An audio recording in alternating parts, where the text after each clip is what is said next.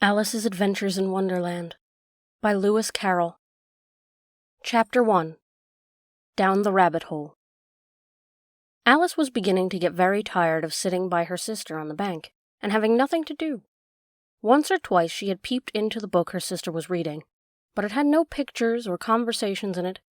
And what is the use of a book, thought Alice, without pictures or conversations? So she was considering in her own mind, as well as she could, for the hot day made her feel very sleepy and stupid, whether the pleasure of making a daisy chain would be worth the trouble of getting up and picking the daisies, when suddenly a white rabbit with pink eyes ran close by her. There was nothing so very remarkable in that, nor did Alice think it so very much out of the way to hear a rabbit say to itself, oh dear, I shall be late." When she thought it over afterwards, it occurred to her that she ought to have wondered at this, but at the time it all seemed quite natural. But when the rabbit actually took a watch out of its waistcoat pocket, and looked at it, and then hurried on, Alice started to her feet, for it flashed across her mind that she had never before seen a rabbit with either a waistcoat pocket or a watch to take out of it. And burning with curiosity, she ran across the field after it, and fortunately was just in time to see it pop down a large rabbit hole under the hedge. In another moment, down went Alice after it, never once considering how in the world she was to get out again. The rabbit hole went straight down like a tunnel for some way, and then dipped suddenly down, so suddenly that Alice had not a moment to think about stopping herself before she found herself falling down a very deep well. Either the well was very deep, or she fell very slowly, for she had plenty of time as she went down to look about her and to wonder what was going to happen next. First, she tried to look down and make out what she was coming to, but it was too dark to see anything. Then she looked at the sides of the well, and noticed that they were filled with cupboards and bookshelves. Here and there she saw maps and pictures hung upon pegs. She took down a jar from one of the shelves as she passed. It was labeled Orange Marmalade, but to her great disappointment it was empty. She did not like to drop the jar out of fear for killing someone underneath, so managed to put it into one of the cupboards as she fell past it. Well, thought Alice to herself, after such a fall as this, I shall think nothing of tumbling downstairs. How brave they'll think of me at home. Why, I wouldn't say anything about it, even if I fell off the top of the house. Which was very likely true. Down, down, down. Would the fall never come to an end? I wonder how many miles I've fallen by this time, she said aloud. I must be getting somewhere near the center of the earth. Let me see. That would be 4,000 miles down, I think. For you see, Alice had learnt several things of this sort in her lessons in the schoolroom, and though she was not a very good opportunity for showing off her knowledge, as there was no one to listen to her, still it was good practice to say it over. Yes, that's about the right distance, but then I wonder what latitude or longitude I've gotten to. Alice had no idea what latitude was, or longitude either, but thought they were nice grand words to say. Presently she began again. I wonder if I shall fall right through the earth. How funny it'll seem to come out among the people that walk with their heads downwards. The antipathies, I think. She was rather glad there was no one listening, this time, as it didn't sound at all the right word. But I shall have to ask them what the name of the country is, you know. Please, ma'am, is this New Zealand or Australia? As she tried to curtsy as she spoke. Fancy curtsying as you're falling through the air. Do you think you could manage it? And what an ignorant little girl she'll think of me for asking. No, it'll never do to ask. Perhaps I shall see it written up somewhere. Down, down, down. There was nothing else to do. So Alice soon began talking again. Dinah'll miss me very much tonight, I should think. Dinah was the cat. I hope they'll remember her saucer of milk at tea-time. Dinah, my dear, I wish you were down here with me. There are no mice in the air, I'm afraid. But you might catch a bat, and that's very much like a mouse, you know. But do cats eat bats, I wonder? And here Alice began to get rather sleepy, and went on saying to herself in a dreamy sort of way, do cats eat bats? Do cats eat bats? And sometimes, do bats eat cats? For you see, she couldn't answer either question. It didn't much matter which way she put it. She felt that she was dozing off, and had just begun to dream that she was walking hand in hand with Dinah, and saying to her very earnestly, Now, Dinah, tell me the truth. Did you ever eat bat? When suddenly, thump, thump, down she came upon a heap of sticks and dry leaves, and the fall was over. Alice was not hurt a bit, and she jumped up to her feet in a moment. She looked up, but it was all dark overhead. Before her was another long passage, and the white rabbit was still in sight, hurrying down it. There was not a moment to be lost. Away went Alice like the wind, and was just in time to hear it say, as it turned a corner, "Oh, my ears and whiskers, how late it's getting!" She was close behind it when she turned the corner, but the rabbit was no longer to be seen. She found herself in a long, low hall, which was lit up by a row of lamps hanging from the roof. There were doors all round the hall, but they were all locked, and when Alice had been all the way down one side and up the other, trying every door, she walked sadly down the middle, wondering how she was ever to get out again. Suddenly she came upon a little three-legged table, all made of solid glass. There was nothing on it except a tiny golden key, and Alice's first thought was that it might belong to one of the doors of the hall. But alas! All the locks were too large, or the key was too small, but at any rate it would not fit any of them. However, on the second time round, she came upon a low curtain that she had not noticed before, and behind it was a little door about 15 inches high. She tried the little golden key in the lock, and to her great delight, it fitted.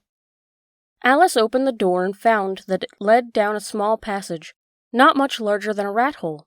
She knelt down and looked along the passage into the loveliest garden you ever saw.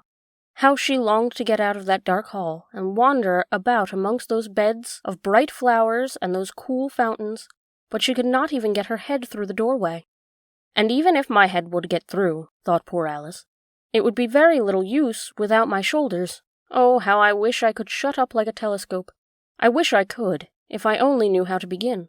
For you see, so many out-of-the-way things had happened lately, that Alice had begun to think very few things indeed were really impossible. There seemed to be no use in waiting by the little door, so she went back to the table, half hoping she might find another key on it, or at any rate a book of rules for shutting people up like telescopes. This time she found a little bottle on it, which certainly was not there before, said Alice. And round the neck of the bottle was a paper label, with the words, "Drink me," beautifully printed on it in large letters. It was all very well to say, "Drink me," but the wise little Alice was not going to do that in a hurry. "No, I'll look first," she said, "and see whether it's marked poison or not," for she had read several nice little histories about children who had got burnt and eaten up by wild beasts and other unpleasant things, all because they would not remember the simple rules their friends had taught them, such as that a red-hot poker will burn you if you hold it too long, and that if you cut your finger very deeply with a knife, it usually bleeds. And she had never forgotten that, if you drink from a bottle marked poison, it is almost certain to disagree with you, sooner or later. However, this bottle was not marked poison, so Alice ventured to taste it, and finding it very nice, it had, in fact, a sort of mixed flavor of cherry tart, custard, pineapple, roast turkey, toffee, and hot buttered toast. She very soon finished it off. "What a curious feeling," said Alice.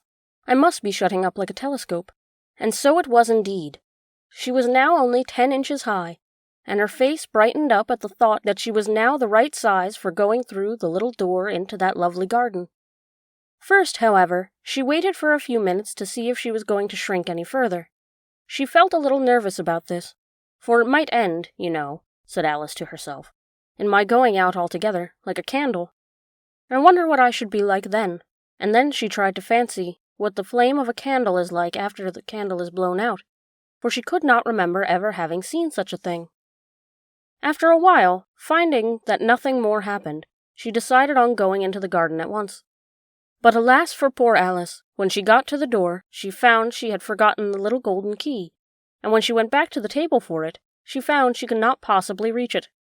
She could see it quite plainly through the glass, and she tried her best to climb up one of the legs of the table, but it was too slippery, and when she had tired herself out with trying, the poor little thing sat down and cried. "Come, there's no use in crying like that," said Alice to herself, rather sharply. "I advise you to leave off this minute." She generally gave herself some very good advice, though she very seldom followed it, and sometimes she scolded herself so severely as to bring tears into her eyes. and once she remembered trying to box her own ears for having cheated herself in a game of croquet she was playing against herself, for this very curious child was very fond of pretending to be two people. But it's no use now, thought poor Alice, to pretend to be two people. Why, there's hardly enough time left to make one respectable person. Soon her eye fell upon the little glass box which was lying under the table. She opened it and found in it a very small cake, on which the words "Eat me" were beautifully marked in currants. "Well, I'll eat it," said Alice, "and if it makes me grow larger, I can reach the key. And if it makes me grow smaller, I can creep under the door, so either way I'll get into the garden, and I don't care which happens."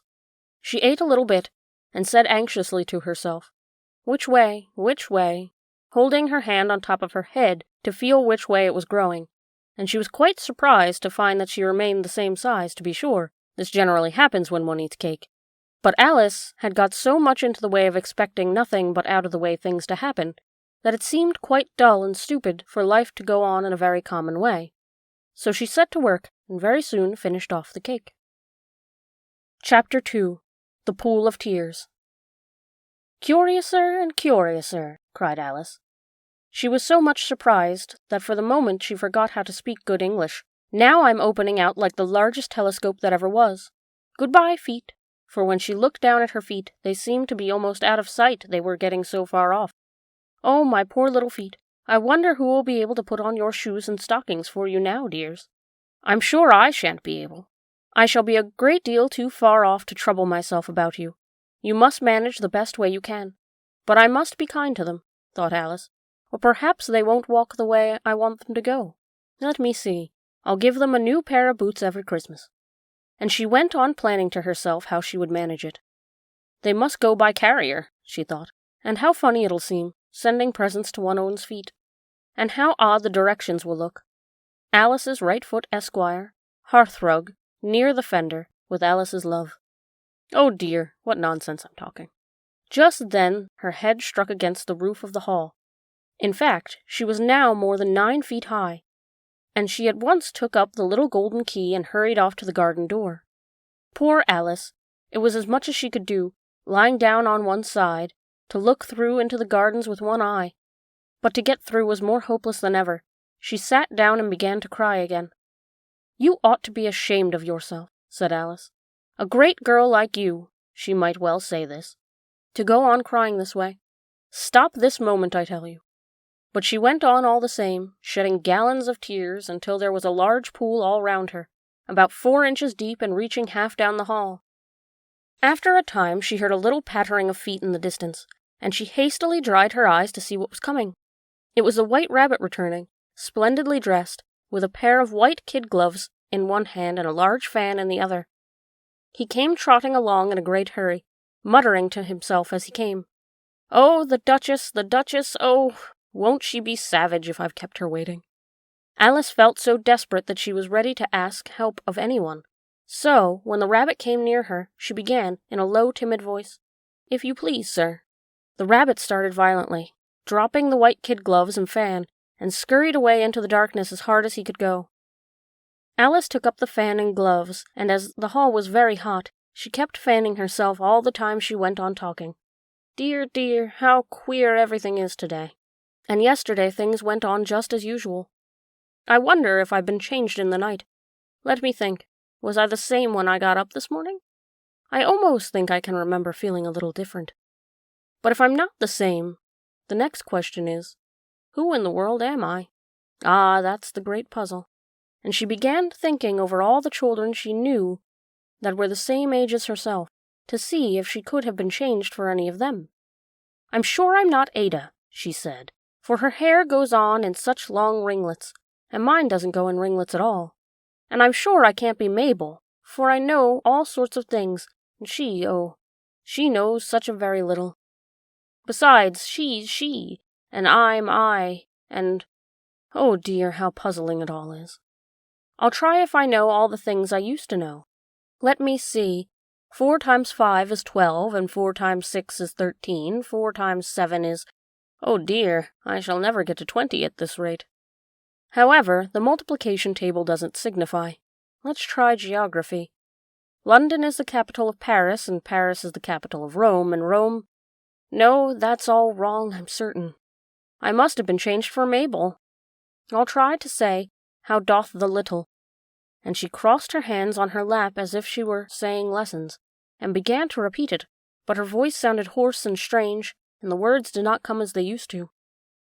How doth the little crocodile improve his shining tail, and pour the waters of the Nile on every golden scale?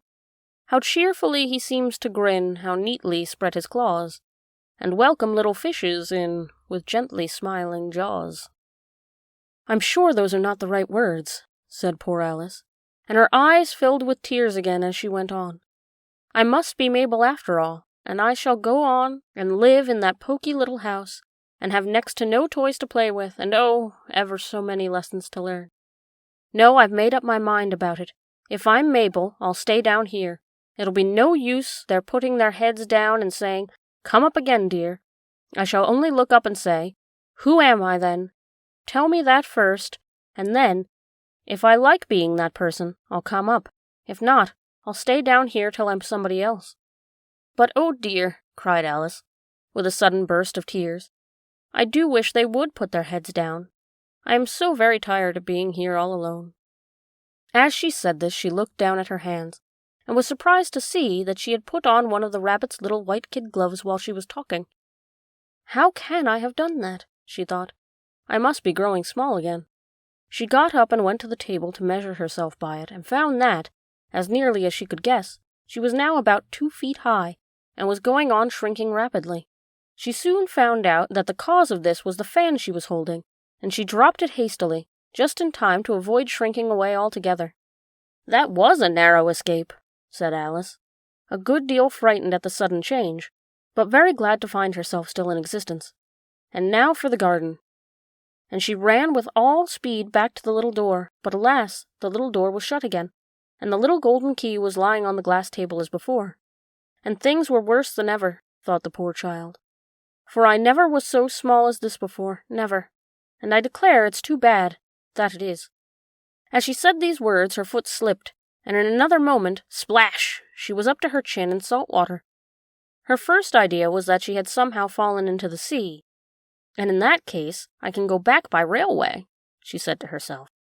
Alice had been to the seaside once in her life, and had come to the general conclusion that wherever you go to on the English coast, you find a number of bathing machines in the sea, some children digging in the sand with wooden spades, then a row of lodging-houses, and behind them a railway station. However, she soon made out that she was in a pool of tears which she had wept when she was 9 feet high. "I wish I hadn't cried so much," said Alice, as she swam about, trying to find her way out. "I shall be punished for it now, I suppose, by trying to be drowned in my own tears. That will be a queer thing, to be sure. However, everything is queer today." Just then she heard something splashing about in the pool a little way off, and she swam near to make out what it was. At first, she thought it must be a walrus or a hippopotamus, but then she remembered how small she was now. She soon made out that it was only a mouse that had slipped in like herself. Would it be of any use now, thought Alice, to speak to this mouse? Everything is so out of the way down here, that I should think very likely could talk. At any rate, there's no harm in trying. So she began, "Oh, Mouse, do you know your way out of this pool? I am very tired of swimming about here, oh Mouse." Alice thought this must be the right way of speaking to a mouse. She had never done such a thing before, but she remembered having seen, in her brother's Latin grammar, a mouse of a mouse, to a mouse, oh mouse. The mouse looked at her rather inquisitively, and seemed to her to wink with one of its little eyes, but it said nothing. "Perhaps it doesn't understand English," thought Alice. "I dare say it's a French mouse, come over with William the Conqueror." For with all her knowledge of history, Alice had no clear notion how long ago anything had happened, so she began, "Où est ma chette?" which was the first sentence in her French lesson book. The mouse gave a sudden leap out of the water, and seemed to quiver all over with fright. "Oh, I beg your pardon," cried Alice hastily, afraid that she had hurt the poor animal's feelings. "I quite forgot you didn't like cats." "Not like cats?" cried the mouse in a shrill, passionate voice. "Would you like cats if you were me?" "Well, perhaps not," said Alice in a soothing tone. "Don't be angry about it. And yet, I wish I could show you our cat Dinah. I think you'd take a fancy to cats if you could only see her. She is such a dear quiet thing," Alice went on, half to herself, as she swam lazily about in the pool. "And she sits purring so nicely by the fire, licking her paws and washing her face. And she is such a soft, nice thing to nurse. And she's such a capital one for catching mice. Oh, I beg your pardon," cried Alice again, for this time the mouse was bristling all over, and she felt certain it must be really offended. "We won't talk about her any more if you'd rather not." "We, indeed!" cried the mouse, who was trembling down to the end of his tail. "As if I would talk on such a subject. Our family always hated cats. Nasty, low, vulgar things. Don't let me hear the name again." "I won't indeed," said Alice, in a great hurry to change the subject of conversation. Are you fond of dogs?" The mouse did not answer, so Alice went on eagerly. "There is such a nice little dog near our house I would like to show you. A little bright-eyed terrier, you know, with such long curly brown hair, and it'll fetch things when you throw them, and it'll sit up and beg for its dinner, and all sorts of things. I can't remember half of them. And it belongs to a farmer, you know, and he says it's so useful. It's worth £100. He says it'll kill all the rats and— Oh dear," cried Alice in a sorrowful tone. "I'm afraid I've offended it again." For the mouse was swimming away from her as hard as it could go, and making quite a commotion in the pool as it went. So she called softly after it, "Mouse dear, do come back again, and we won't talk about cats or dogs either, if you don't like them." When the mouse heard this, it turned round and swam slowly back to her. Its face was quite pale, with passion, Alice thought, and it said in a very low, trembling voice, "Let us get to the shore, and then I'll tell you my history, and you'll understand why it is I hate cats and dogs." It was high time to go, for the pool was getting quite crowded with the birds and the animals that had fallen into it. There were a duck and a dodo, a lory and an eagle, and several other curious creatures. Alice led the way, and the whole party swam to the shore. Chapter 3. A Caucus Race and a Long Tail. They were indeed a queer-looking party that assembled on the bank. The birds with draggled feathers, the animals with their fur clinging to them, and all dripping wet, cross, and uncomfortable. The first question, of course, was, how to get dry again. They had a consultation about this, and after a few minutes it seemed quite natural to Alice to find herself talking familiarly with them, as if she had known them all her life. Indeed, she had quite a long argument with the lory, who at last turned sulky, and would only say, "I am older than you, and must know better." And this Alice would not allow without knowing how old it was, and, as the lory positively refused to tell its age, there was no more to be said. At last the mouse, who seemed to be a person of authority among them, called out, "Sit down, all of you, and listen to me. I'll soon make you dry enough."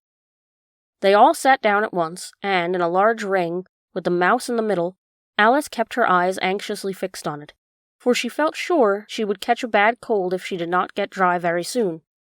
"Ahem," said the mouse with an important air. "Are you all ready?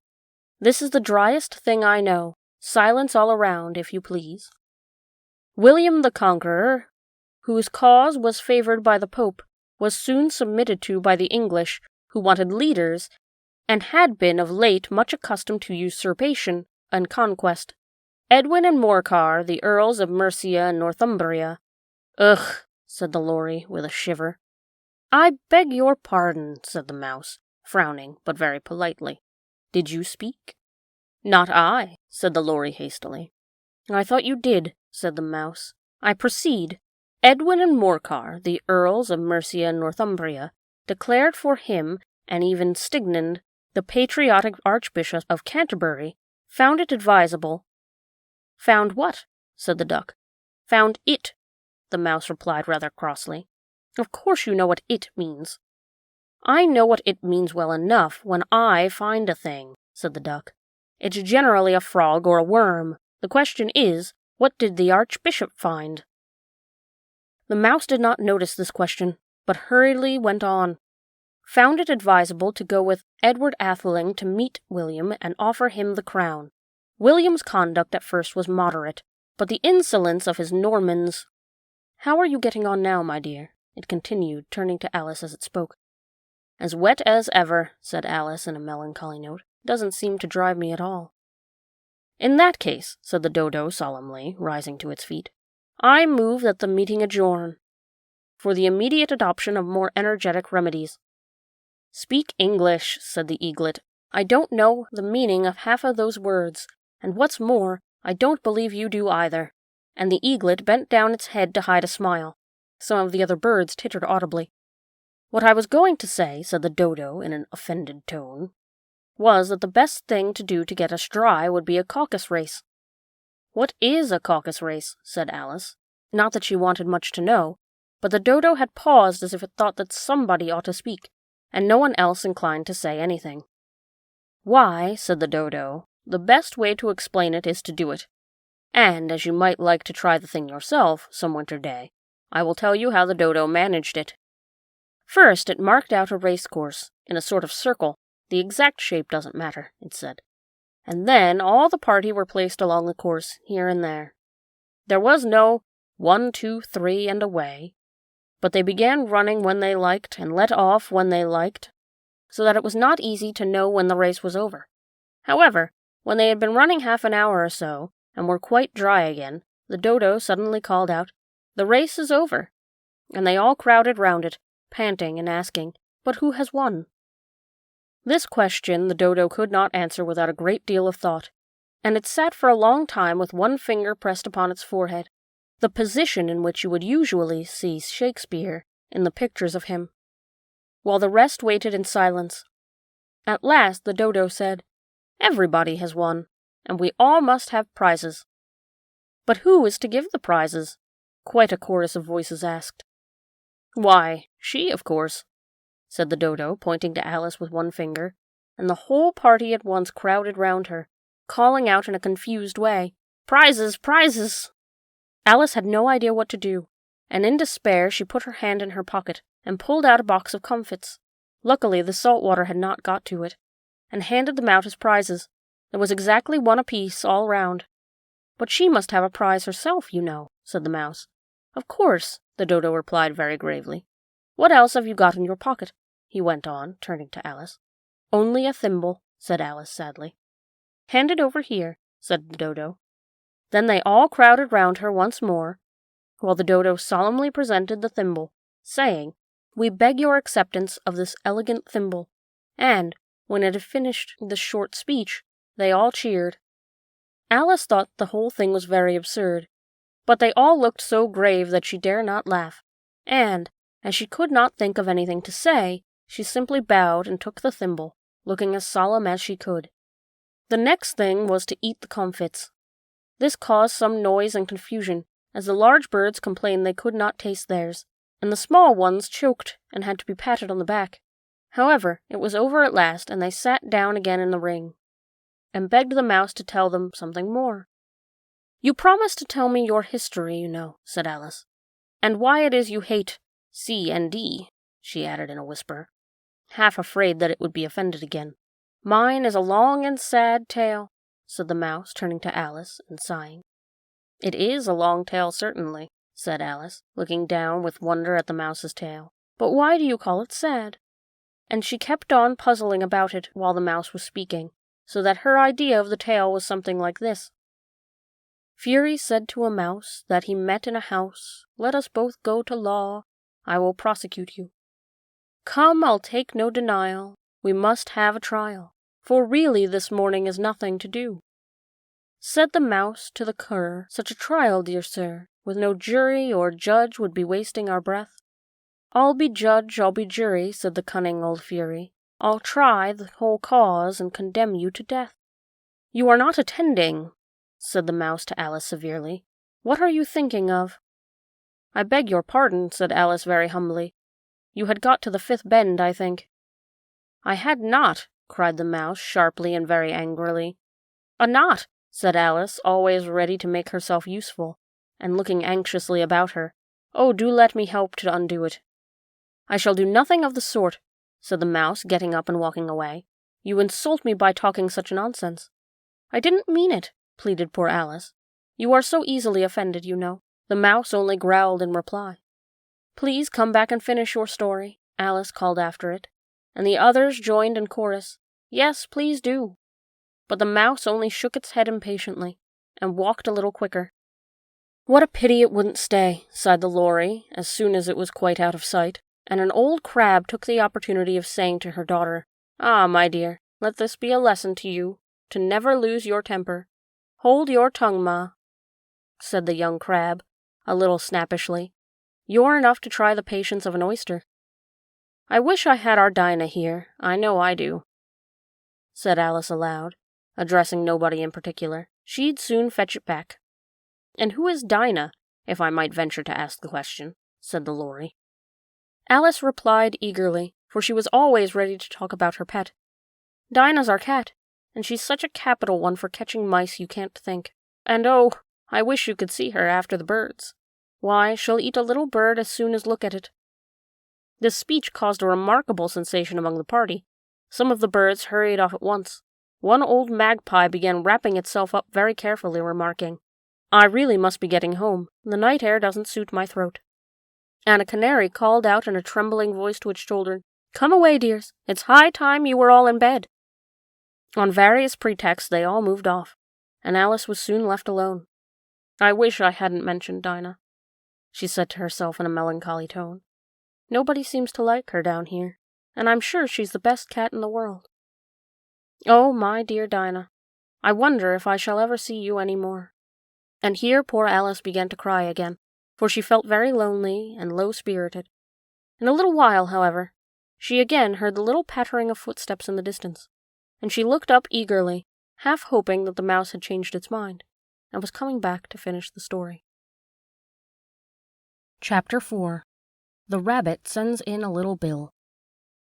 It was the White Rabbit, trotting slowly back again, and looking anxiously about as it went, as if it had lost something, and she heard it muttering to itself, the Duchess, oh, my dear paws, oh, my fur and whiskers. She'll get me executed as sure as ferrets are ferrets. Where can I have dropped them, I wonder?" Alice guessed in a moment that it was looking for the fan and the pair of white kid gloves, and she very good-naturedly began hunting about for them. But they were nowhere to be seen. Everything seemed to have changed since her swim in the pool, and the great hall, with the glass table and the little door, had vanished completely. Very soon the rabbit noticed Alice, as she went hunting about, and called out to her in an angry tone, "Why, Marianne, what are you doing out here?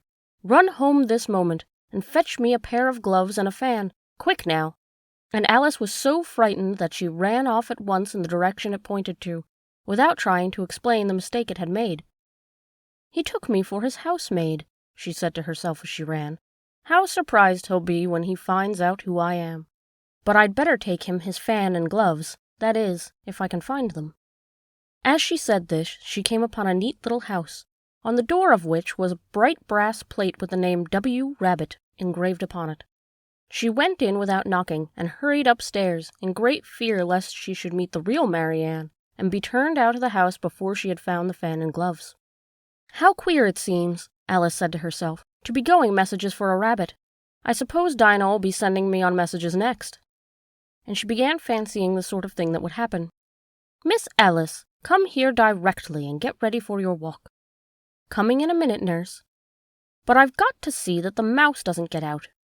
"Only I don't think," Alice went on, "that they'd let Dinah stop in the house, if it began ordering people around like that."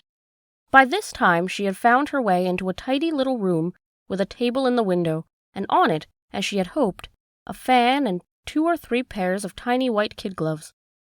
She took up the fan and a pair of the gloves, and was just going to leave the room, when her eye fell upon a little bottle that stood near the looking-glass. There was no label this time with the words "Drink me," but nevertheless she uncorked it and put it to her lips. "I know something interesting is sure to happen," she said to herself, "whenever I eat or drink anything. So I'll just see what this bottle does. I do hope it'll make me grow large again, for really I'm quite tired of being such a tiny little thing." It did so indeed, and much sooner than she had expected, before she had drunk half the bottle. She found her head pressing against the ceiling, and had to stoop to save her neck from being broken. She hastily put down the bottle, saying to herself, "That's quite enough. I hope I shan't grow any more. As it is, I can't get out the door. I do wish I hadn't drunk quite so much." Alas, it was too late to wish for that. She went on growing, and growing, and very soon she had to kneel down on the floor. In another minute, there was not even enough room for this, and she tried the effect of lying down with one elbow against the door, and the other arm curled around her head. Still she went on growing, and, as any last resource, she put one arm out the window and one foot up the chimney, and said to herself, "Now I can do no more. Whatever happens, what will become of me?" Luckily for Alice, the little magic bottle had now had its full effect, and she grew no larger. Still, it was very uncomfortable, and, as there seemed to be no sort of chance of her ever getting out of the room again, no wonder she felt unhappy. It was much pleasanter at home, thought poor Alice, when one wasn't always growing larger and smaller, and being ordered about by mice and rabbits. I almost wish I hadn't gone down that rabbit hole, and yet, it's rather curious, you know, this sort of life. I do wonder what can have happened to me. When I used to read fairy tales, I fancied that kind of thing never happened, and now here I am in the middle of one. There ought to be a book written about me. That there ought, and when I grow up, I'll write one.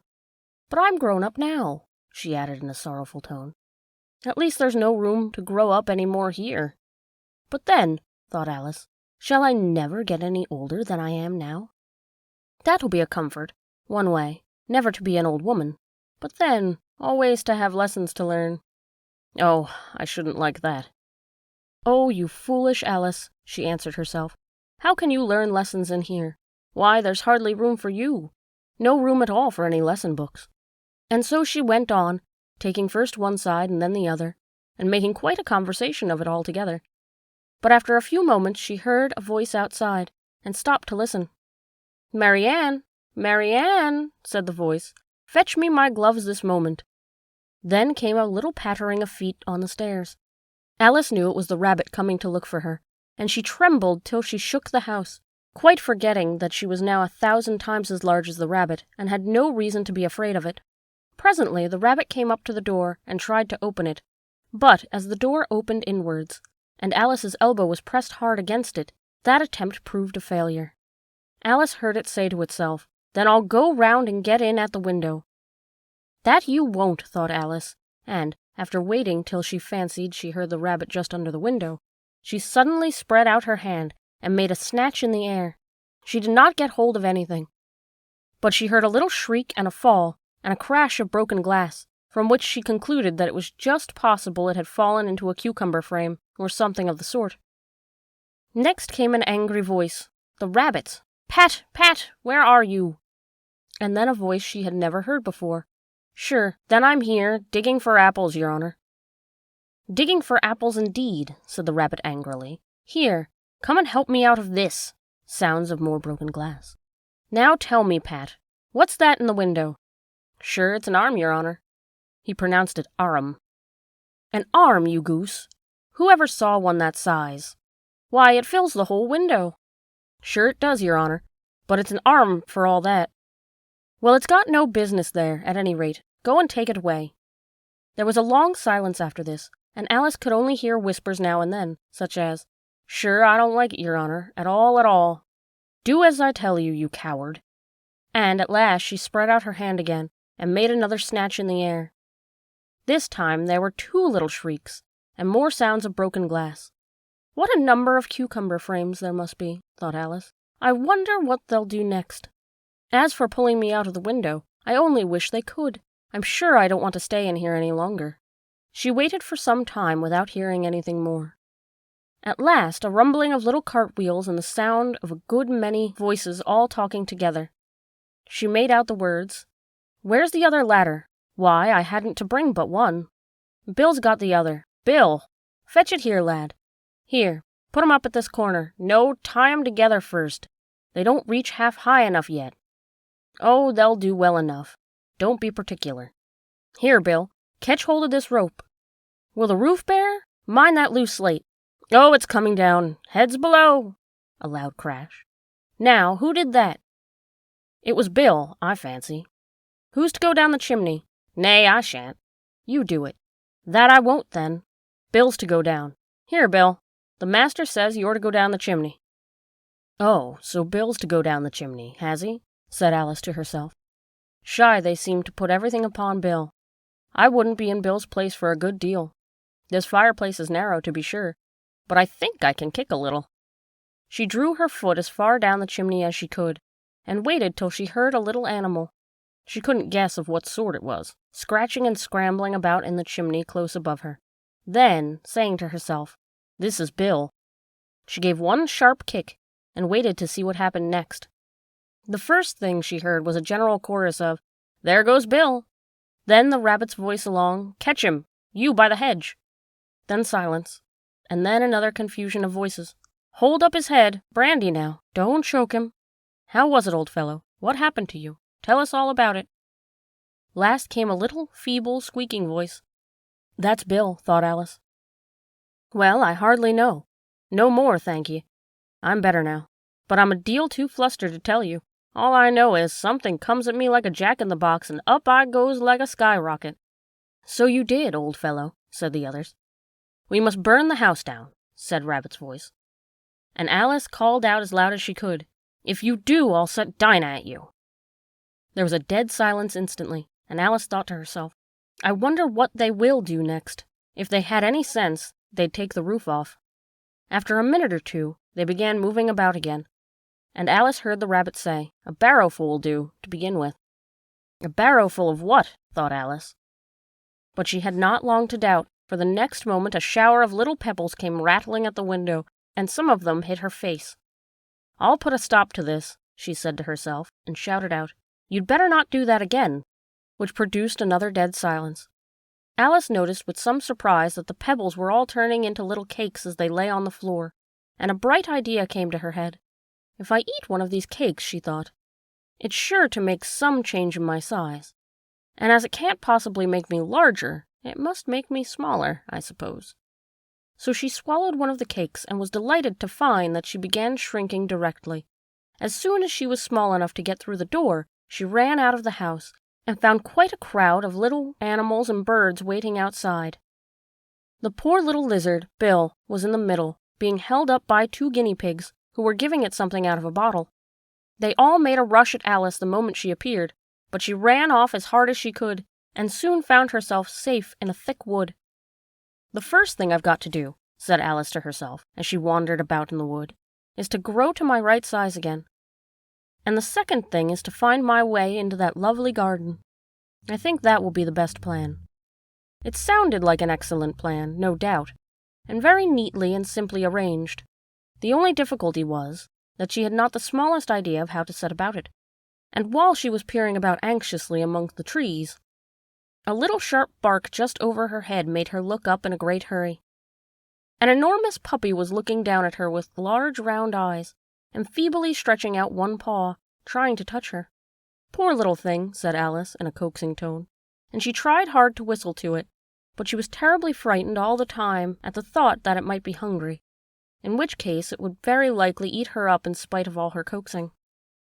Hardly knowing what she did, she picked up a little bit of stick and held it out to the puppy, whereupon the puppy jumped into the air off all its feet at once, and with a yelp of delight, and rushed at the stick and made believe to worry it. Then Alice dodged behind a great thistle to keep herself from being run over, and the moment she appeared on the other side, the puppy made another rush at the stick, and tumbled head over heels in its hurry to get a hold of her. Then Alice, thinking it was very like having a game of play with a cart horse, and expecting every moment to be trampled under its feet, ran round the thistle again.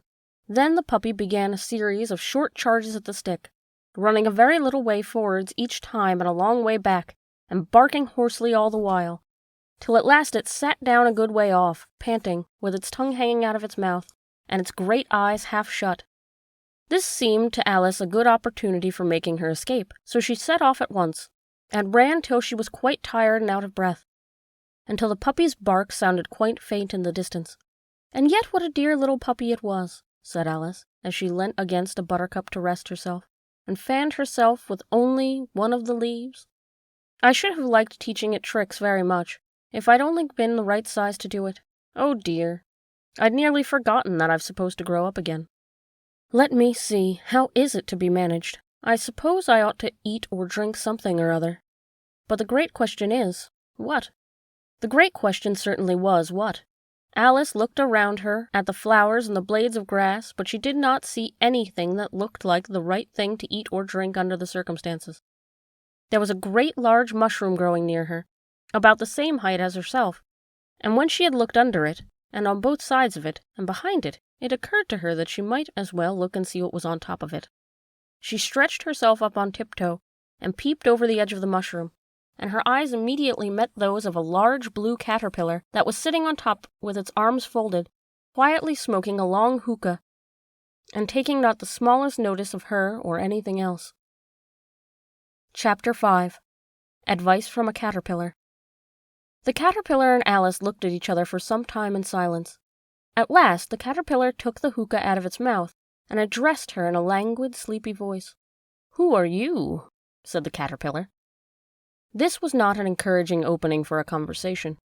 Alice replied rather shyly, I hardly know, sir. Just at present, at least I know who I was when I got up this morning. But I think I must have been changed several times since then." "What do you mean by that?" said the caterpillar sternly. "Explain yourself." "I can't explain myself, I'm afraid, sir," said Alice, "because I'm not myself, you see." "I don't see," said the caterpillar. "I'm afraid I can't put it more clearly," Alice replied very politely, "for I can't understand it myself to begin with, and being so many different sizes in a day is very confusing." "It isn't," said the caterpillar. "Well, perhaps you haven't found it so yet," said Alice. "But when you have to turn into a chrysalis, you will some day, you know, and then after that into a butterfly. I should think you'll feel it a little queer, won't you?" "Not a bit," said the caterpillar. "Well, perhaps your feelings may be different," said Alice. "All I know is, it would feel very queer to me." "You," said the caterpillar contemptuously. "Who are you?" Which brought them back again to the beginning of the conversation. Alice felt a little irritated at the caterpillar's making such very short remarks, and she drew herself up and said, very gravely, "I think you ought to tell me who you are first." "Why?" said the caterpillar. Here was another puzzling question, and as Alice could not think of a very good reason, and as the caterpillar seemed to be in a very unpleasant state of mind, she turned away. "Come back," the caterpillar called after her. "I've something important to say." This sounded promising, certainly. Alice turned and came back again. "Keep your temper," said the caterpillar. "Is that all?" said Alice, swallowing down her anger as well as she could. "No," said the caterpillar. Alice thought she might as well wait, as she had nothing else to do, and perhaps, after all, it might tell her something worth hearing. For some minutes it puffed away without speaking, but at last it unfolded its arms, took the hookah out of its mouth again, and said, "So you think you're changed, do you?" "I'm afraid I am, sir," said Alice. "I can't remember things as I used to, and I don't keep the same size for 10 minutes together." "Can't remember what things?" said the caterpillar. "Well, I've tried to say how doth the little busy bee, but it came all different." Alice replied in a very melancholy voice. "Repeat, you are old Father William," said the caterpillar. Alice folded her hands and began. "You are old Father William," the young man said, "and your hair has become very white, and yet you incessantly stand on your head. Do you think, at your age, it is right?" "In my youth," Father William replied to his son, "I feared it might injure the brain.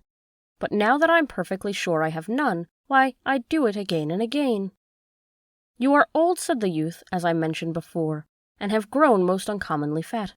Yet you turned a back somersault in at the door. Pray, what is the reason of that?" "In my youth," said the sage, as he shook his grey locks, "I kept all my limbs very supple. By the use of this ointment, 1 shilling the box, allow me to sell you a couple."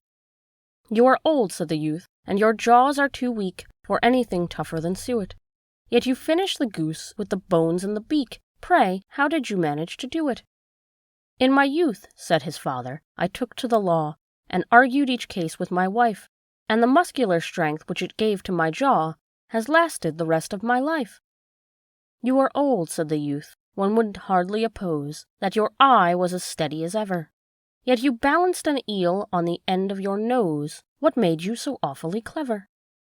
"I have answered 3 questions, and that is enough," said this father. "Don't give yourself airs." Do you think I can listen all day to such stuff? Be off, or I'll kick you downstairs." "That is not said right," said the caterpillar. "Not quite right, I'm afraid," said Alice timidly. "Some of the words have got altered." "It is wrong from beginning to end," said the caterpillar decidedly, and there was a silence for some minutes. The caterpillar was the first to speak. "What size do you want to be?" it asked. "Oh, I'm not particular as to size," Alice hastily replied. "Only one doesn't like changing so often, you know." "I don't know," said the caterpillar. Alice said nothing. She had never been so much contradicted in her life before, and she felt that she was losing her temper. "Are you content now?" said the caterpillar. "Well, I should like to be a little larger, sir, if you wouldn't mind," said Alice. 3 inches is such a wretched height to be." "It is a very good height indeed," said the caterpillar angrily, rearing itself upright as it spoke. It was exactly 3 inches high. "But I'm not used to it," pleaded poor Alice in a piteous tone, and she thought to herself, "I wish the creatures wouldn't be so easily offended." "You'll get used to it in time," said the caterpillar, and it put the hookah into its mouth and began smoking again. This time Alice waited patiently until it chose to speak again. In a minute or two the caterpillar took the hookah out of its mouth and yawned once or twice and shook itself. Then it got down off the mushroom and crawled away into the grass, merely remarking as it went, "One side will make you grow taller, and the other side will make you grow shorter." "One side of what? The other side of what?" thought Alice to herself. "Of the mushroom," said the caterpillar, just as if she had asked it aloud, and in another moment it was out of sight. Alice remained looking thoughtfully at the mushroom for a minute, trying to make out which were the 2 sides of it. And as it was perfectly round, she found this a very difficult question. However, at last she stretched her arms round as far as they would go, and broke off a bit of the edge with each hand. "And now, which is which?" she said to herself, and nibbled a little of the right-hand bit to try the effect. The next moment she felt a violent blow underneath her chin. It had struck her foot. She was a good deal frightened by this very sudden change, but she felt that there was no time to be lost, as she was shrinking rapidly. So she set off to work to eat some of the other bit. Her chin was pressed so closely against her foot that there was hardly room to open her mouth, but she did it at last, and managed to swallow a morsel of the left-hand bit. "Come, my head's free at last," said Alice in a tone of delight, which changed into alarm in another moment, when she found that her shoulders were nowhere to be found. All that she could see, when she looked down, was an immense length of neck, which seemed to rise like a stalk out of the sea of green leaves that lay far below her. "What can all that green stuff be?" said Alice, "and where have my shoulders got to? And oh, my poor hands, how is it I can't see you?"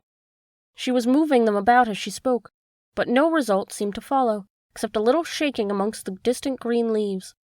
As there seemed to be no chance of getting her hands up to her head, she tried to get her head down to them, and was delighted to find that her neck would bend about as easily in any direction, like a serpent.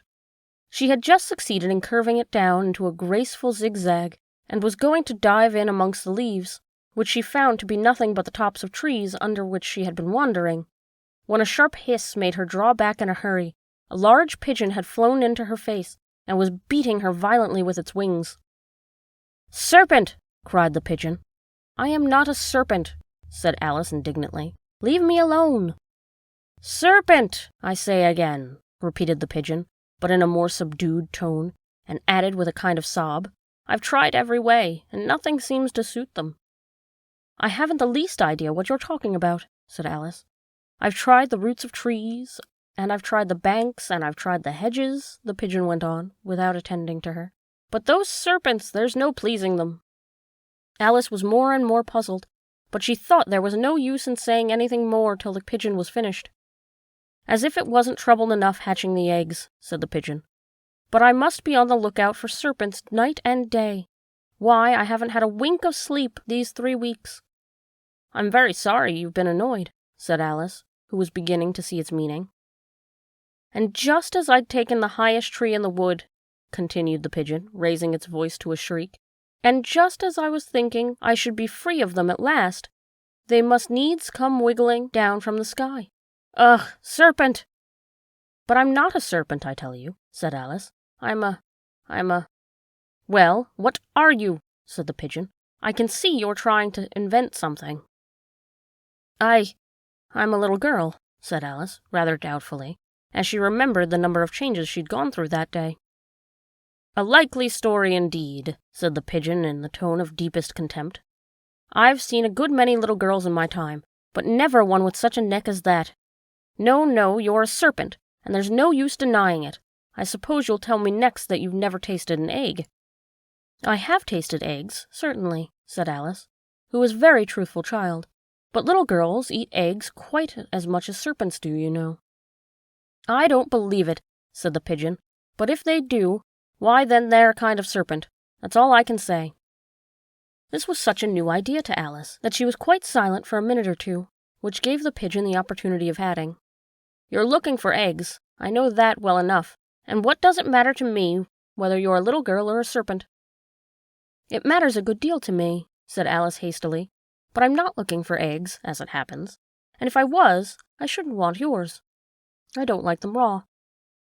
"Well, be off then," said the pigeon in a sulky tone, as it settled down again into its nest. Alice crouched down among the trees as well as she could, for her neck kept getting entangled among branches, and every now and then she had to stop and untwist it. After a while, she remembered that she still held the pieces of mushroom in her hands, and she set to work very carefully, nibbling first at one and then the other, and growing sometimes taller and sometimes shorter, till she had succeeded in bringing herself down to her usual height.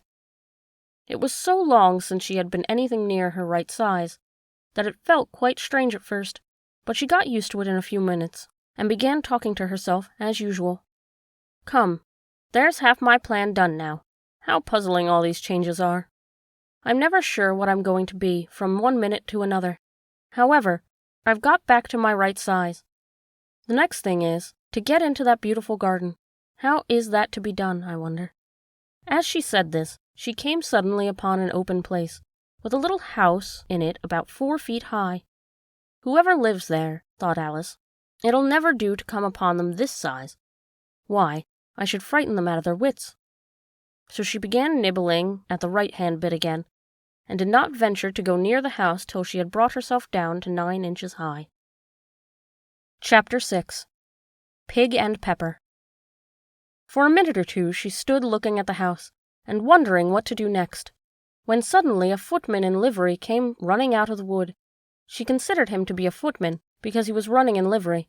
Otherwise, judging by his face only, she would have called him a fish, and rapped loudly at the door with his knuckles. It was opened by another footman in livery, with a round face and large eyes like a frog, and both footmen, Alice noted, had powdered hair that curled all over their heads. She felt very curious to know what it was all about, and crept a little way out of the wood to listen. The fish footman began by producing from under its arm a great letter, nearly as large as himself, and this he handed over to the other, saying in a solemn tone, "For the Duchess, an invitation from the Queen to play croquet."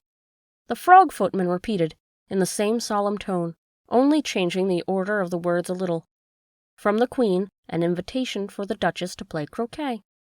Then they both bowed low, and their curls got entangled together. Alice laughed so much at this, that she had to run back into the wood for fear of their hearing her, and when she next peered out, the fish footman was gone, and the other was sitting on the ground near the door, staring stupidly up at the sky. Alice went timidly up to the door, and knocked. "There's no sort of use in knocking," said the footman, "and that for 2 reasons.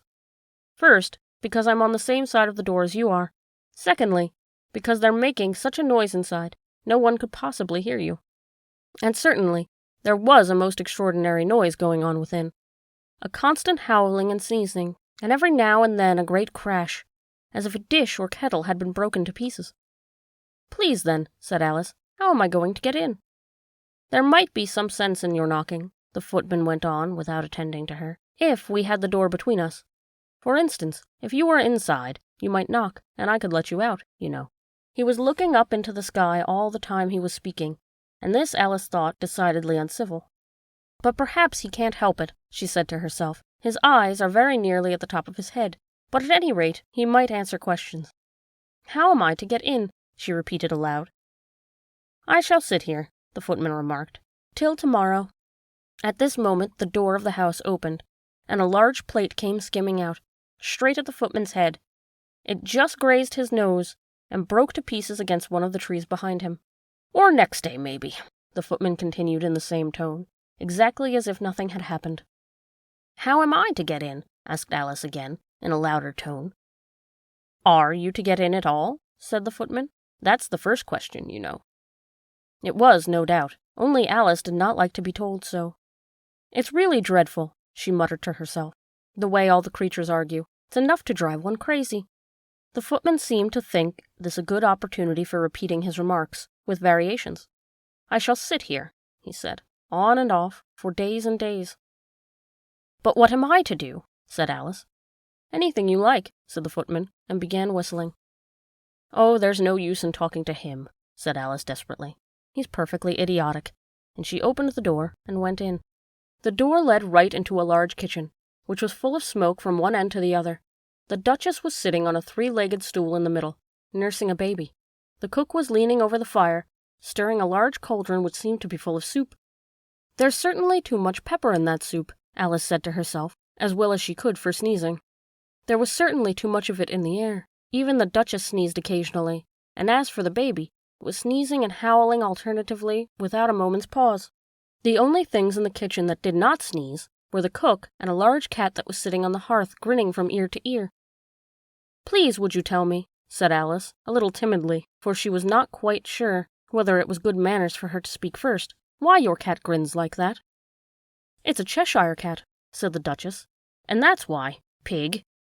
She said the last word with such violence that Alice quite jumped, and she saw in another moment that it was addressed to the baby, and not to her, so she took courage and went on. "I didn't know that Cheshire cats always grinned. In fact, I didn't know that cats could grin." "They all can," said the Duchess, "and most of 'em do." "I don't know of any that do," said Alice very politely, feeling quite pleased to have got into the conversation. "You don't know much," said the Duchess, "and that's a fact." Alice did not at all like the tone of this remark, and thought it would be as well to introduce some other subject of conversation. While she was trying to fix on one, the cook took the cauldron of soup off the fire, and at once set to work throwing everything within her reach at the Duchess and the baby. The fire irons came first, then followed by a shower of saucepans, plates, and dishes. The Duchess took no notice of them when they hit her, and the baby was howling so much already that it was quite impossible to say whether the blows hurt it or not. "Oh, please mind what you're doing," said Alice, jumping up and down in an agony of terror. "Oh, there goes his precious nose," as an unusually large saucepan flew close by it and nearly carried it off. "If everybody minded their own business," the Duchess said in a hoarse growl, "the world would go around a deal faster than it does." "Which would not be an advantage," said Alice, who felt very glad to get an opportunity of showing off a little of her knowledge. "Just think what work it would make with the day and the night. You see, the earth takes 24 hours to turn round on its axis." "Talking of axes," said the Duchess, "chop off her head." Alice glanced rather anxiously at the cook, to see if she meant to take the hint, but the cook was busily stirring the soup, and seemed not to be listening, so she went on again. 24 hours, I think. Or is it 12? Oh, don't bother me," said the Duchess. "I never could abide figures." And with that she began nursing her child again, singing a sort of lullaby to it as she did so, and giving it a violent shake at the end of every line. "Speak roughly to your little boy and beat him when he sneezes. He only does it to annoy, because he knows it teases." The chorus, in which the cook and the baby joined, "Wow, wow, wow." While the Duchess sang the second verse of the song, she kept tossing the baby violently up and down, and the poor little thing howled so that Alice could hardly hear the words. "I speak severely to my boy, I beat him when he sneezes, for he can thoroughly enjoy the pepper when he pleases." Chorus. "Wow, wow, wow." "Here, you may nurse it a bit if you like," the Duchess said to Alice, flinging the baby at her as she spoke. "I must go and get ready to play croquet with the Queen," and she hurried out of the room. The cook threw a frying pan at her as she went out, but it just missed her. Alice caught the baby with some difficulty, and it was a queer-shaped little creature, and held out its arms and legs in all directions. Just like a starfish, thought Alice. The poor little thing was snorting like a steam engine when she caught it, and kept doubling itself up and straightening itself out, so that altogether, for the first minute or two, it was as much as she could do to hold it. As soon as she made out the proper way of nursing it, which was to twist it up in a sort of knot, and then keep tight hold of its right ear and left foot so as to prevent its undoing itself, she carried it out into the open air. "If I don't take this child away with me," thought Alice, "they're sure to kill it in a day or two. Wouldn't it be murder to leave it behind?" She said the last words out loud, and the little thing grunted in reply. It had left off sneezing by this time. "Don't grunt," said Alice. "That's not at all a proper way of expressing yourself."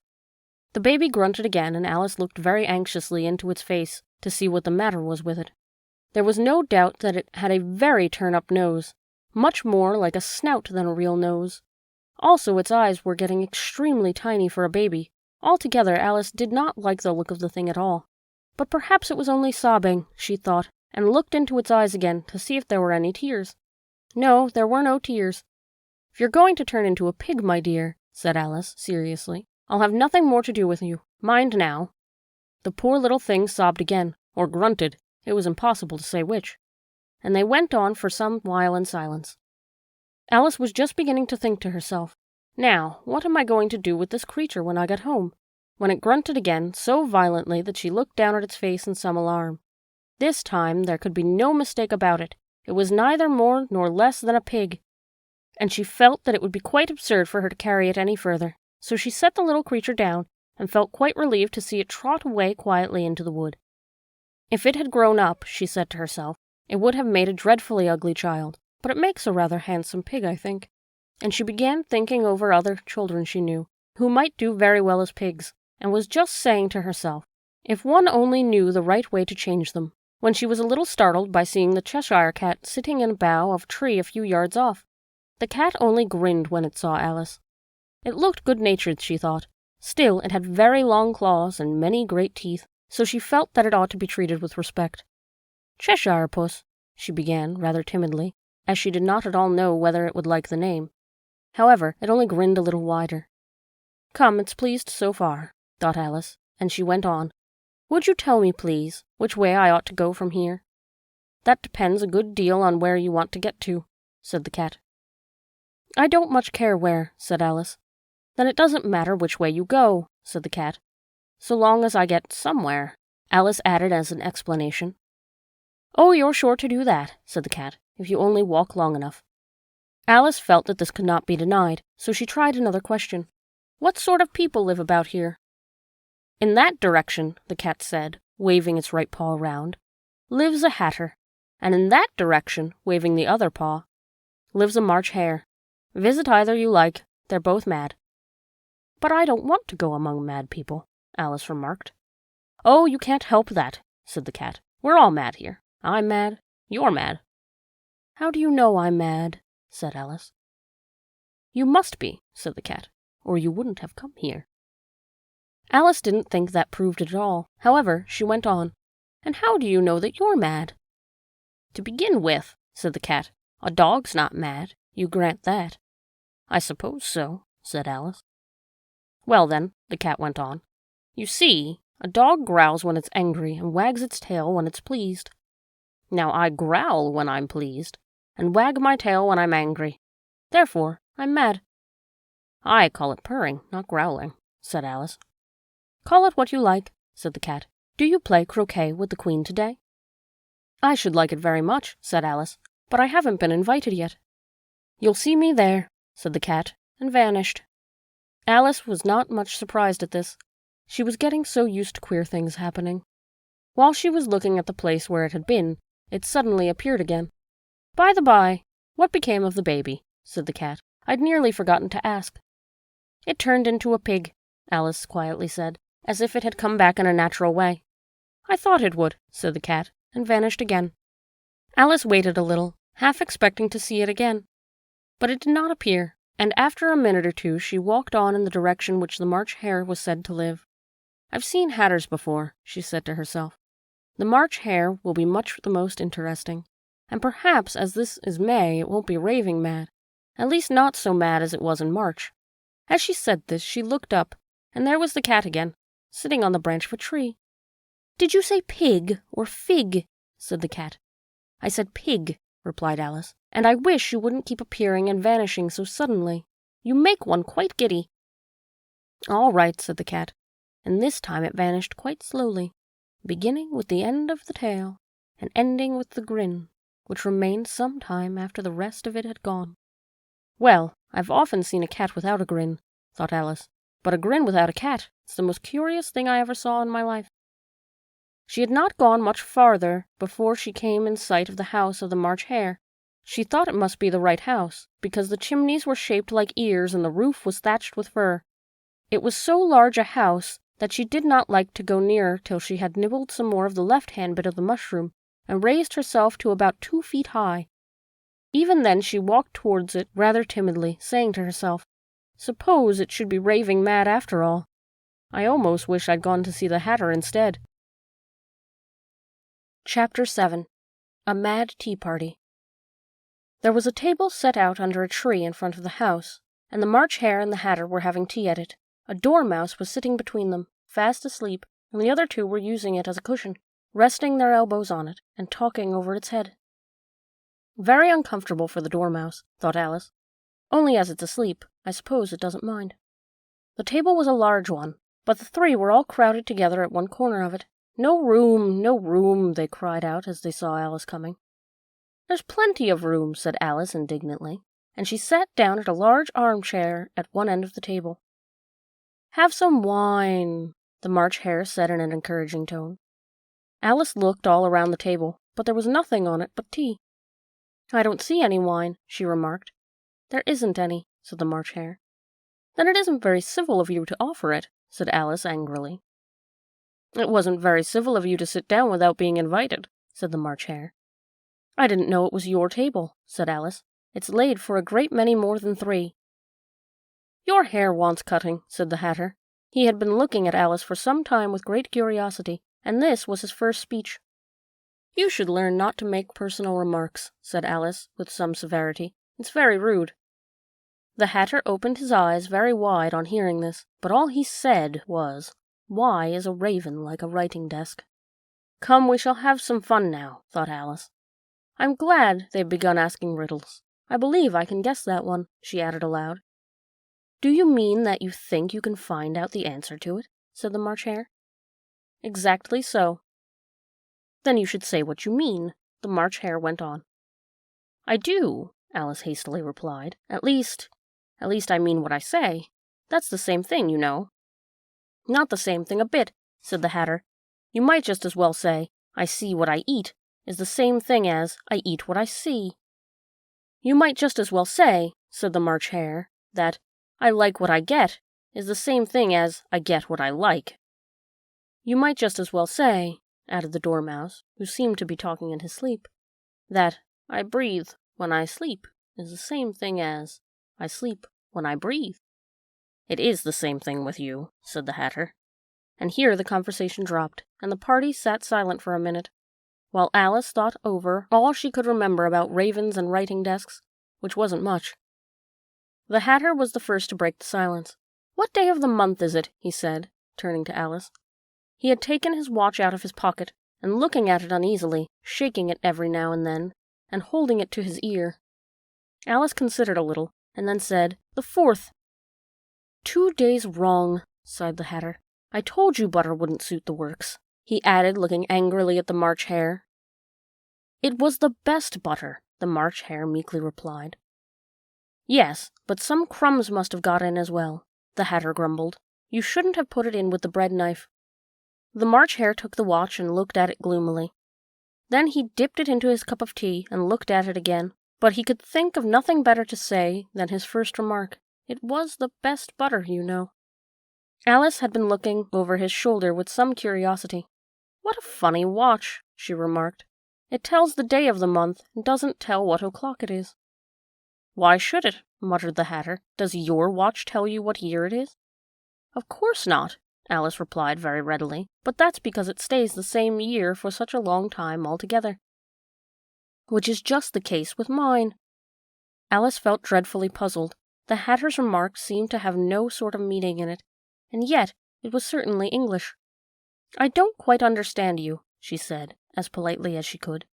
"The Dormouse is asleep again," said the Hatter, and poured a little hot tea upon its nose. The Dormouse shook its head impatiently and said, without opening its eyes. Of course, just what I was going to remark myself.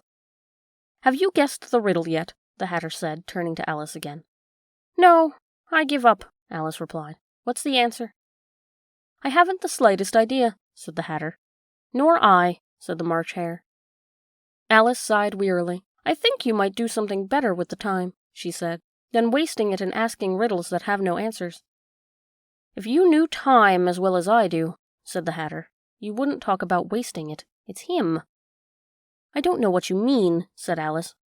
Of course you don't, the Hatter said, tossing his head contemptuously. I dare say you never even spoke to time.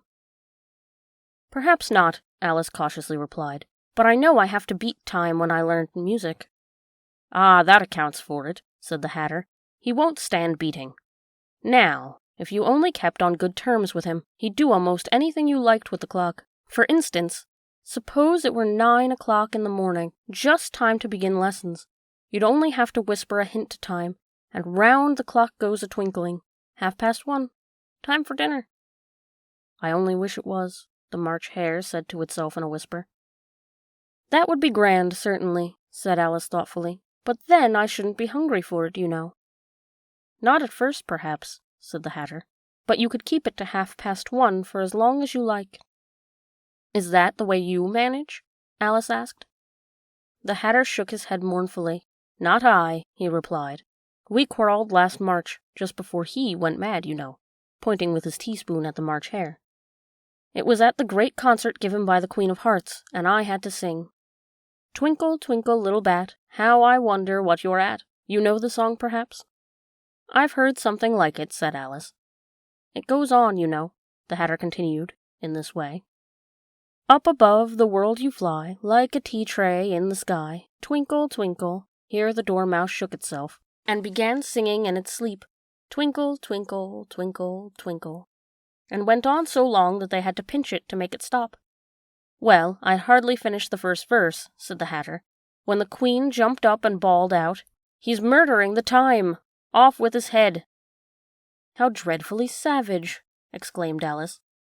And ever since that, the Hatter went on in a mournful tone, he won't do a thing I ask. It's always 6 o'clock now.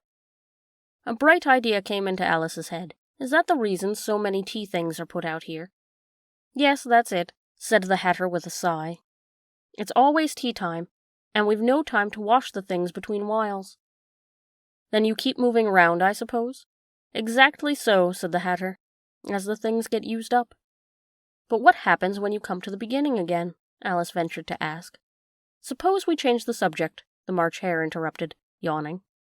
I'm getting tired of this. I vote the young lady tells us a story. I'm afraid I don't know one, said Alice, rather alarmed at the proposal. Then the Dormouse shall, they both cried. Wake up, Dormouse, and they pinched it on both sides at once. The Dormouse slowly opened his eyes. I wasn't asleep, he said in a hoarse, feeble voice. I heard every word you fellows were saying. Tell us a story, said the March Hare. Yes, please do, pleaded Alice. And be quick about it, added the Hatter, or you'll be asleep again before it's done. Once upon a time there were 3 little sisters, the Dormouse said in a great hurry. Their names were Elsie, Lacie, and Tilly, and they lived at the bottom of a well. What did they live on? Said Alice, who always took great interest in questions of eating and drinking. They lived on treacle, said the Dormouse after thinking a minute or two. They couldn't have done that, you know, Alice gently remarked. They'd have been ill. So they were, said the Dormouse, very ill. Alice tried to fancy herself what such an extraordinary ways of living would be like, but it puzzled her too much, and she went on. But why did they live at the bottom of a well? Take some more tea, the March Hare said to Alice very earnestly. I've had nothing yet, Alice replied in an offended tone, so I can't possibly take more. You mean you can't take less, said the Hatter. It's very easy to take more than nothing. Nobody asked your opinion, said Alice. Who's making personal remarks now? The Hatter asked triumphantly. Alice did not quite know what to say to this, so she helped herself to some tea and bread and butter, and then turned to the Dormouse and repeated her question. Why did they live at the bottom of a well? The Dormouse, again, took a minute or two to think about it, and then said, it was a treacle well. There's no such thing, Alice was beginning very angrily. but the Hatter and the March Hare went shh, shh. And the Dormouse sulkily remarked, "If you can't be civil, you'd better finish the story for yourself." "No, please go on," Alice said very humbly. "I won't interrupt again. I dare say there may be one." "One indeed," said the Dormouse indignantly. However, he consented to go on. "And so these three little sisters, they were learning to draw, you know." "What did they draw?" said Alice, quite forgetting her promise. "Treacle," said the Dormouse, without considering all this time. "I want a clean cup," interrupted the Hatter. "Let's all move one place on." He moved on as he spoke, and the Dormouse followed him, and the March Hare moved into the Dormouse's place, and Alice rather unwillingly took the place of the March Hare. The Hatter was the only one who got any advantage from the change, and Alice was a good deal worse off than before, as the March Hare had just upset the milk jug onto his plate. Alice did not wish to offend the Dormouse again, so she began very cautiously. "But I don't understand. Where did they draw the treacle from?" "You draw water out of a water well," said the Hatter, "so I should think you could draw treacle out of a treacle well. Stupid?" "But they were in the well," Alice said to the Dormouse, not choosing to notice this last remark. "Of course they were," said the Dormouse. "Well in." This answer confused poor Alice, that she let the Dormouse go on for some time without interrupting it. "They were learning to draw," the Dormouse went on, yawning and rubbing its eyes, for it was getting very sleepy, "and they drew all manner of things. Everything that begins with an M." "Why with an M?" said Alice. "Why not?" said the March Hare. Alice was silent. The Dormouse had closed its eyes by this time, and was going off into a doze. But, on being pinched by the Hatter, it woke up again with a little shriek and went on. "Things that begin with an M, such as mousetraps and the moon and memory and muchness. You know you say things are much of a muchness? Did you ever see such a thing as a drawing of a muchness?" "Really, now you ask me?" said Alice, very much confused. "I don't think—" "Then you shouldn't talk," said the Hatter. This piece of rudeness was more than Alice could bear, and she got up in great disgust and walked off. The Dormouse fell asleep instantly, and neither of the others took the least notice by her going, though she looked back once or twice, half hoping they would call after her. The last time she saw them, they were trying to put the Dormouse into the teapot. "At any rate, I'll never go there again," said Alice as she picked her way through the wood. "It's the stupidest tea party I was ever at in all my life." Just as she said this, she noticed one of the trees had a door leading right into it. "That's very curious," she thought. "But everything's curious today. I think I might as well go in at once." And in she went. Once more she found herself in the long hall, and close to the little glass table. "Now I'll manage better this time," she said to herself, and began by taking the little golden key, and unlocking the door that led into the garden. Then she went to work nibbling at the mushroom. She had kept a piece of it in her pocket, till she was about a foot high. Then she walked down the little passage, and then she found herself at last in the beautiful garden, among the bright flower beds and the cool fountains. Chapter 8. The Queen's Croquet Ground. A large rose tree stood near the entrance of the garden. The roses growing on it were white, but there were 3 gardeners at it, busily painting them red. Alice thought this was a very curious thing, and she went nearer to them, and just as she came up to them she heard one of them say, "Look out now, Five, don't go splashing paint over me like that." "I couldn't help it," said Five in a sulky tone. "Seven jogged my elbow." On which the 7 looked up and said, "That's right, Five, always lay the blame on others." "You'd better not talk," said Five. "I heard the Queen say only yesterday you deserve to be beheaded." "What for?" said the one who had spoken first. "That's none of your business, too," said 7. "Yes, it is his business," said 5. "And I'll tell him it was for bringing the cooked tulip roots instead of onions." 7 flung down his brush, and had just began, "Well, of all the unjust things," when his eye chanced to fall upon Alice, as she stood watching them, and he checked himself suddenly, and the others looked round also, and all of them bowed low.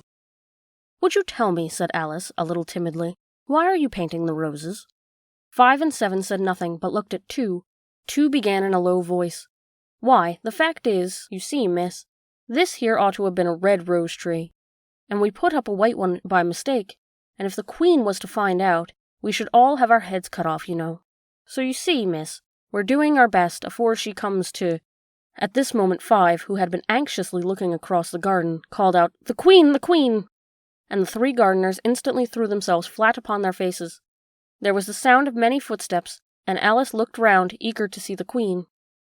First came 10 soldiers carrying clubs. These were all shaped like the 3 gardeners, oblong and flat, with their hands and feet at the corners. Next the 10 courtiers. These were ornamented all over with diamonds, and walked 2 and 2, as the soldiers did.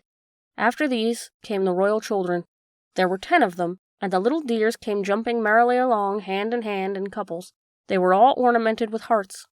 Next came the guests, mostly kings and queens, and among them Alice recognized the White Rabbit. It was talking in a hurried, nervous manner, smiling at everything that was said, and went by without noticing her. Then followed the Knave of Hearts, carrying the king's crown on a crimson velvet cushion, and, last of all this grand procession, came the King and Queen of Hearts. Alice was rather doubtful that she ought not to lie down on her face like the 3 gardeners, but she could not remember ever having heard of a rule at processions. And besides, what would be the use of a procession, thought she, if people had to lie down upon their faces so that they couldn't see it? So she stood where she was and waited. When the procession came opposite to Alice, they all stopped and looked at her, and the Alice said severely, "Who is this?" she said to the Knave of Hearts, who only bowed and smiled in reply. "Idiot," said the Queen, tossing her head impatiently, and, turning to Alice, she went on, "What's your name, child?" "My name is Alice, so please your Majesty," said Alice very politely, but she added to herself, "Why, they're only a pack of cards, after all. I needn't be afraid of them." "And who are these?" said the Queen, pointing to the 3 gardeners who were lying round the rose tree, for you see, as they were lying on their faces, and the pattern of their backs was the same as the rest of the pack, she could not tell whether they were gardeners, or soldiers, or courtiers, or 3 of her own children. "How should I know?" said Alice, surprised at her own courage. "It's no business of mine." The Queen turned crimson with fury, and, after glaring at her for a moment like a wild beast, screamed, "Off with her head! Off!" "Nonsense," said Alice, very loudly and decidedly, and the Queen was silent. The King laid his hand upon her arm, and timidly said, "Consider, my dear, she is only a child." The Queen turned angrily away from him, and said to the Knave, "Turn them over." The Knave did so, very carefully, with 1 foot. "Get up," said the Queen, in a shrill, loud voice, and the 3 gardeners instantly jumped up, and began bowing to the King, the Queen, the royal children, and everyone else. "Leave off that," screamed the Queen. "You make me giddy." And then, turning to the rose tree, she went on, "What have you been doing here?" "May it please your Majesty," said the 2 in a very humble tone, going down on 1 knee as he spoke, "we were trying—" "I see," said the Queen, who had meanwhile been examining the roses. "Off with their heads." And the procession moved on, 3 of the soldiers remaining behind to execute the unfortunate gardeners, who ran to Alice for protection. "You shan't be beheaded," said Alice, and she put them into a large flower pot and stood near. 3 soldiers wandered about for a minute or 2, looking for them, and then quietly marched off after the others. "Are their heads off?" shouted the Queen. "Their heads are gone, if it please your Majesty," the soldiers shouted in reply. "That's right," shouted the Queen. "Can you play croquet?" The soldiers were silent and looked at Alice, as the question was evidently meant for her. "Yes," shouted Alice. "Come on, then," roared the Queen, and Alice joined the procession, wondering very much what would happen next. It's a very fine day," said a timid voice at her side. She was walking by the White Rabbit, who was peeping anxiously into her face. "Very," said Alice. "Where's the Duchess?" "Hush, hush," said the Rabbit in a low, hurried tone. He looked anxiously over his shoulder as he spoke, and then raised himself upon tiptoe, put his mouth close to her ear, and whispered, "She's under sentence of execution." "For what?" said Alice. "Didn't you say, 'what a pity'?" the Rabbit asked. "No, I didn't," said Alice. "I don't think it's a pity at all. I said, 'what for?'" "She boxed the Queen's ears," the Rabbit began. Alice gave a little scream of laughter. "Oh, hush," the Rabbit whispered in a frightened tone. "The Queen will hear you." You see, she came rather late, and the Queen said, "Get to your places," shouted the Queen in a voice of thunder, and people began running about in all directions, tumbling up against each other. However, they got settled down in a minute or 2, and the game began. Alice had never seen such a curious croquet ground in all her life. It was all ridges and furrows. The balls were live hedgehogs, the mallets live flamingos, and the soldiers had to double themselves up and stand on their hands and feet to make the arches. The chief difficulty Alice found at first was in managing her flamingo. It succeeded in getting its body tucked away comfortably enough under her arm, with its legs hanging down. But generally, just as she had got its neck straightened out and was going to give a hedgehog a blow with its head, it would twist itself round and look up into her face with such a puzzled expression that she could not help bursting out laughing. And when she had got its head down and was going to begin again, it was very provoking to find that the hedgehog had unrolled itself and was in the act of crawling away. Besides all this, there was generally a ridge or furrow in the way wherever she wanted to send the hedgehog to. And, as was doubled-up soldiers were always getting up and walking off to other parts of the ground, Alice soon came to the conclusion that it was a very difficult game indeed. The players all played at once without waiting for turns, quarreling all the while and fighting for their hedgehogs, and in a very short time the queen was in a furious passion, and went stamping about and shouting, "Off with his head," or "Off with her head," about once a minute. Alice began to feel very uneasy. To be sure, she had not as yet had any dispute with the queen, but she knew that it might happen any minute, and then, thought she, what would become of me? They're dreadfully fond of beheading people here. The great wonder is that there's anyone left alive. She was looking about for some way of escape, and wondering whether she could get away without being seen, when she noticed a curious appearance in the air. It puzzled her very much at first, but after watching it a minute or two, she made it out to be a grin. She said to herself, "It's the Cheshire Cat. Now I shall have someone to talk to." "How are you getting on?" said the cat, as soon as there was a mouth enough for it to speak with. Alice waited till the eyes appeared, and then nodded. It's of no use speaking to it, she thought, till its ears have come in, or at least one of them. In another minute the whole head appeared, and then Alice put down her flamingo and began to account of the game, feeling very glad that she had someone to listen to her. The cat seemed to think that there was enough of it now in sight, and no more of it appeared. "I don't think they play at all fairly," Alice began in a rather complaining tone. "And they all quarrel so dreadfully one can't hear oneself speak. And they don't seem to have any rules in particular, at least, if there are, nobody attends to them. And you've no idea how confusing it all is, the things being alive, for instance. There's the arch I've got to go through next walking about at the other end of the ground. And I should have croqueted the queen's hedgehog just now, only it ran away when it saw mine coming." "How do you like the queen?" said the cat in a low voice. "Not at all," said Alice. "She's so extremely—" Just then she noticed that the queen was close behind her, listening, so she went on. "Likely to win, that it's hardly worth while finishing the game." The queen smiled and passed on. "Who are you talking to?" said the king, going up to Alice, and looking at the cat's head with great curiosity. "It's a friend of mine, a Cheshire cat," said Alice. "Allow me to introduce it." "I don't like the look of it at all," said the king. "However, it may kiss my hand if it likes." "I'd rather not," the cat remarked. "Don't be impertinent," said the king, "and don't look at me like that." He got behind Alice as he spoke. "A cat may look at a king," said Alice. "I've read that in some book, but I don't remember where." "Well, it must be removed," said the king very decidedly, and he called the queen, who was passing at the moment. "My dear, I wish you would have this cat removed." The queen had only one way of settling all difficulties, great or small. "Off with his head," she said, without even looking round. "I'll fetch the executioner myself," said the king eagerly, and he hurried off. Alice thought she might as well go back and see how the game was going on, as she heard the queen's voice in the distance, screaming with passion. She had already heard her sentence 3 of the players to be executed for having missed their turns, and she did not like the look of things at all, as the game was in such confusion that she never knew whether it was her turn or not, so she went in search of her hedgehog. The hedgehog was engaged in a fight with another hedgehog, which seemed to Alice an excellent opportunity for croqueting one of them with the other. The only difficulty was that her flamingo was gone across to the other side of the garden, where Alice could see it trying in a helpless sort of way to fly up into a tree. By the time she had caught the flamingo and brought it back down, the fight was over, and both hedgehogs were out of sight. But it doesn't much matter, thought Alice, as all the archers are gone from this side of the ground. So she tucked it away under her arm, that it might not escape again, and went back for a little more conversation with her friend. When she got back to the Cheshire Cat, she was surprised to find quite a large crowd collecting around it. There was a dispute going on between the executioner, the king, and the queen, who were all talking at once, while all the rest were quite silent and looked very uncomfortable.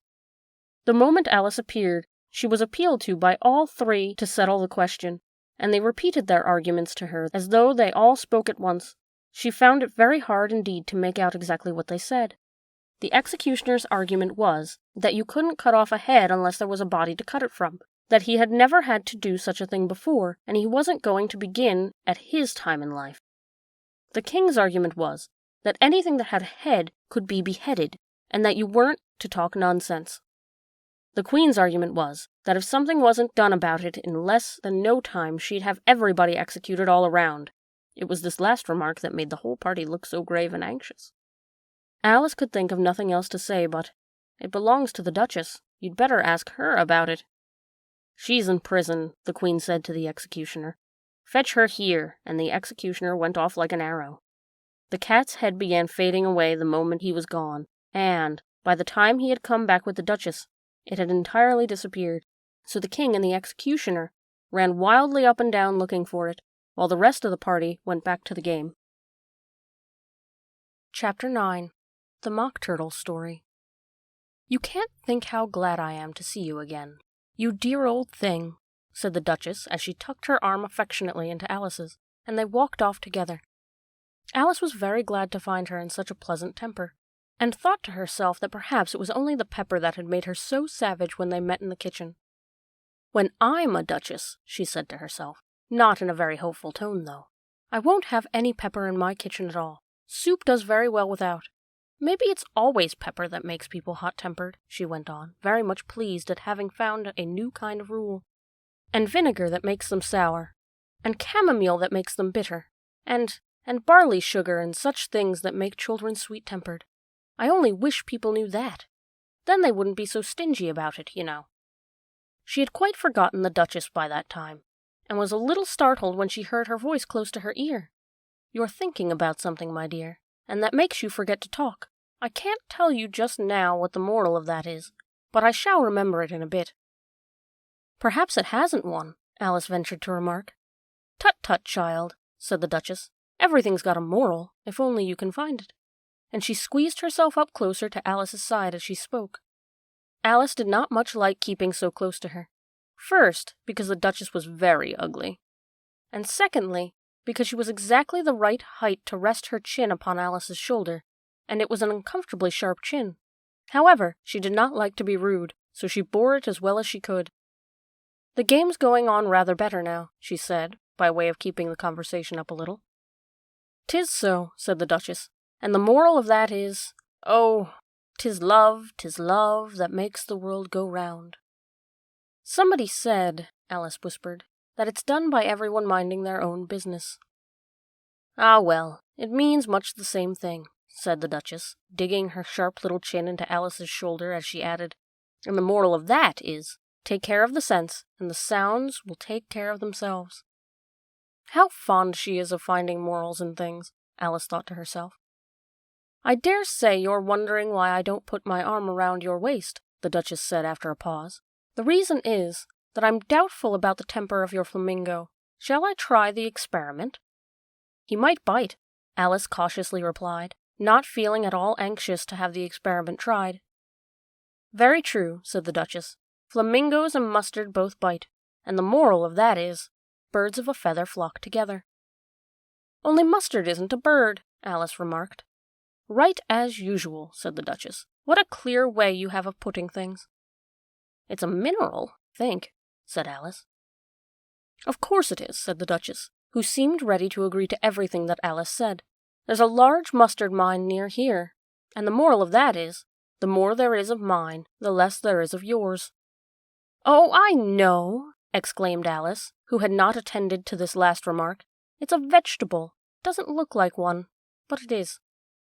"I quite agree with you," said the Duchess, "and the moral of that is, be what you would seem to be, or, if you'd like to put it more simply, Never imagine yourself not to be otherwise than what it might appear to others, that what you were or might have been was not otherwise than what you had been would have appeared to them to be otherwise. I think I should understand that better, Alice said very politely, if I had it written down, but I can't quite follow it as you say it. That's nothing to what I could say if I chose, the Duchess replied in a pleased tone. Pray don't trouble yourself to say it any longer than that, said Alice. Oh, don't talk about trouble, said the Duchess. I make you a present of everything I've said as yet. A cheap sort of present, thought Alice. I'm glad they don't give birthday presents like that, but she did not venture to say it out loud. Thinking again? The Duchess asked, with another dig of her sharp little chin. I've a right to think, said Alice sharply, for she was beginning to feel a little worried. Just as much a right, said the Duchess, as pigs have to fly. But here, to Alice's great surprise, the Duchess's voice died away, even in the middle of her favorite word, moral, and the arm that was linked into hers began to tremble. Alice looked up, and there stood the Queen in front of them, with her arms folded, frowning like a thunderstorm. A fine day, Your Majesty, the Duchess began in a low, weak voice. Now, I give you fair warning, shouted the Queen, stamping on the ground as she spoke. Either you or your head must be off, and that in about half no time. Take your choice. The Duchess took her choice, and was gone in a moment. Let's go on with the game, the Queen said to Alice, and Alice was too much frightened to say a word, but slowly followed her back to the croquet ground. The other guests had taken advantage of the Queen's absence, and were resting in the shade. However, the moment they saw her, they hurried back to the game, the Queen merely remarking that a moment's delay would cost them their lives. All the time they were playing, the Queen never left off quarreling with the other players, shouting, "Off with his head!" or "Off with her head!" Those whom she sentenced were taken into custody by the soldiers, who of course had to leave off being arches to do so that by the end of half an hour or so there were no arches left, and all the players, except the King, the Queen, and Alice, were in custody and under the sentence of execution. Then the Queen left off, quite out of breath, and said to Alice, "Have you seen the Mock Turtle yet?" "No," said Alice. "I don't even know what a Mock Turtle is." "It's the thing Mock Turtle soup is made from," said the Queen. "I never saw one, or heard of one." "Come on, then," said the Queen, "and he shall tell you his history." As they walked off together, Alice heard the King say in a low voice, to the company generally, "You are all pardoned." "Come, that's a good thing," she said to herself, for she had felt quite unhappy at the number of executions the Queen had ordered. They very soon came upon a griffin, lying fast asleep in the sun. If you don't know what a griffin is, look at a picture. "Up, lazy thing," said the Queen, "and take this young lady to see the Mock Turtle and to hear his history. I must go back and see after some executions I have ordered." And she walked off, leaving Alice alone with the griffin. Alice did not quite like the look of the creature, but on the whole she thought it would be quite as safe to stay with it as to go after that savage Queen, so she waited. The griffin sat up and rubbed its eyes. Then it watched the Queen till she was out of sight. Then it chuckled. "What fun," said the griffin, half to itself, half to Alice. "What is the fun?" said Alice.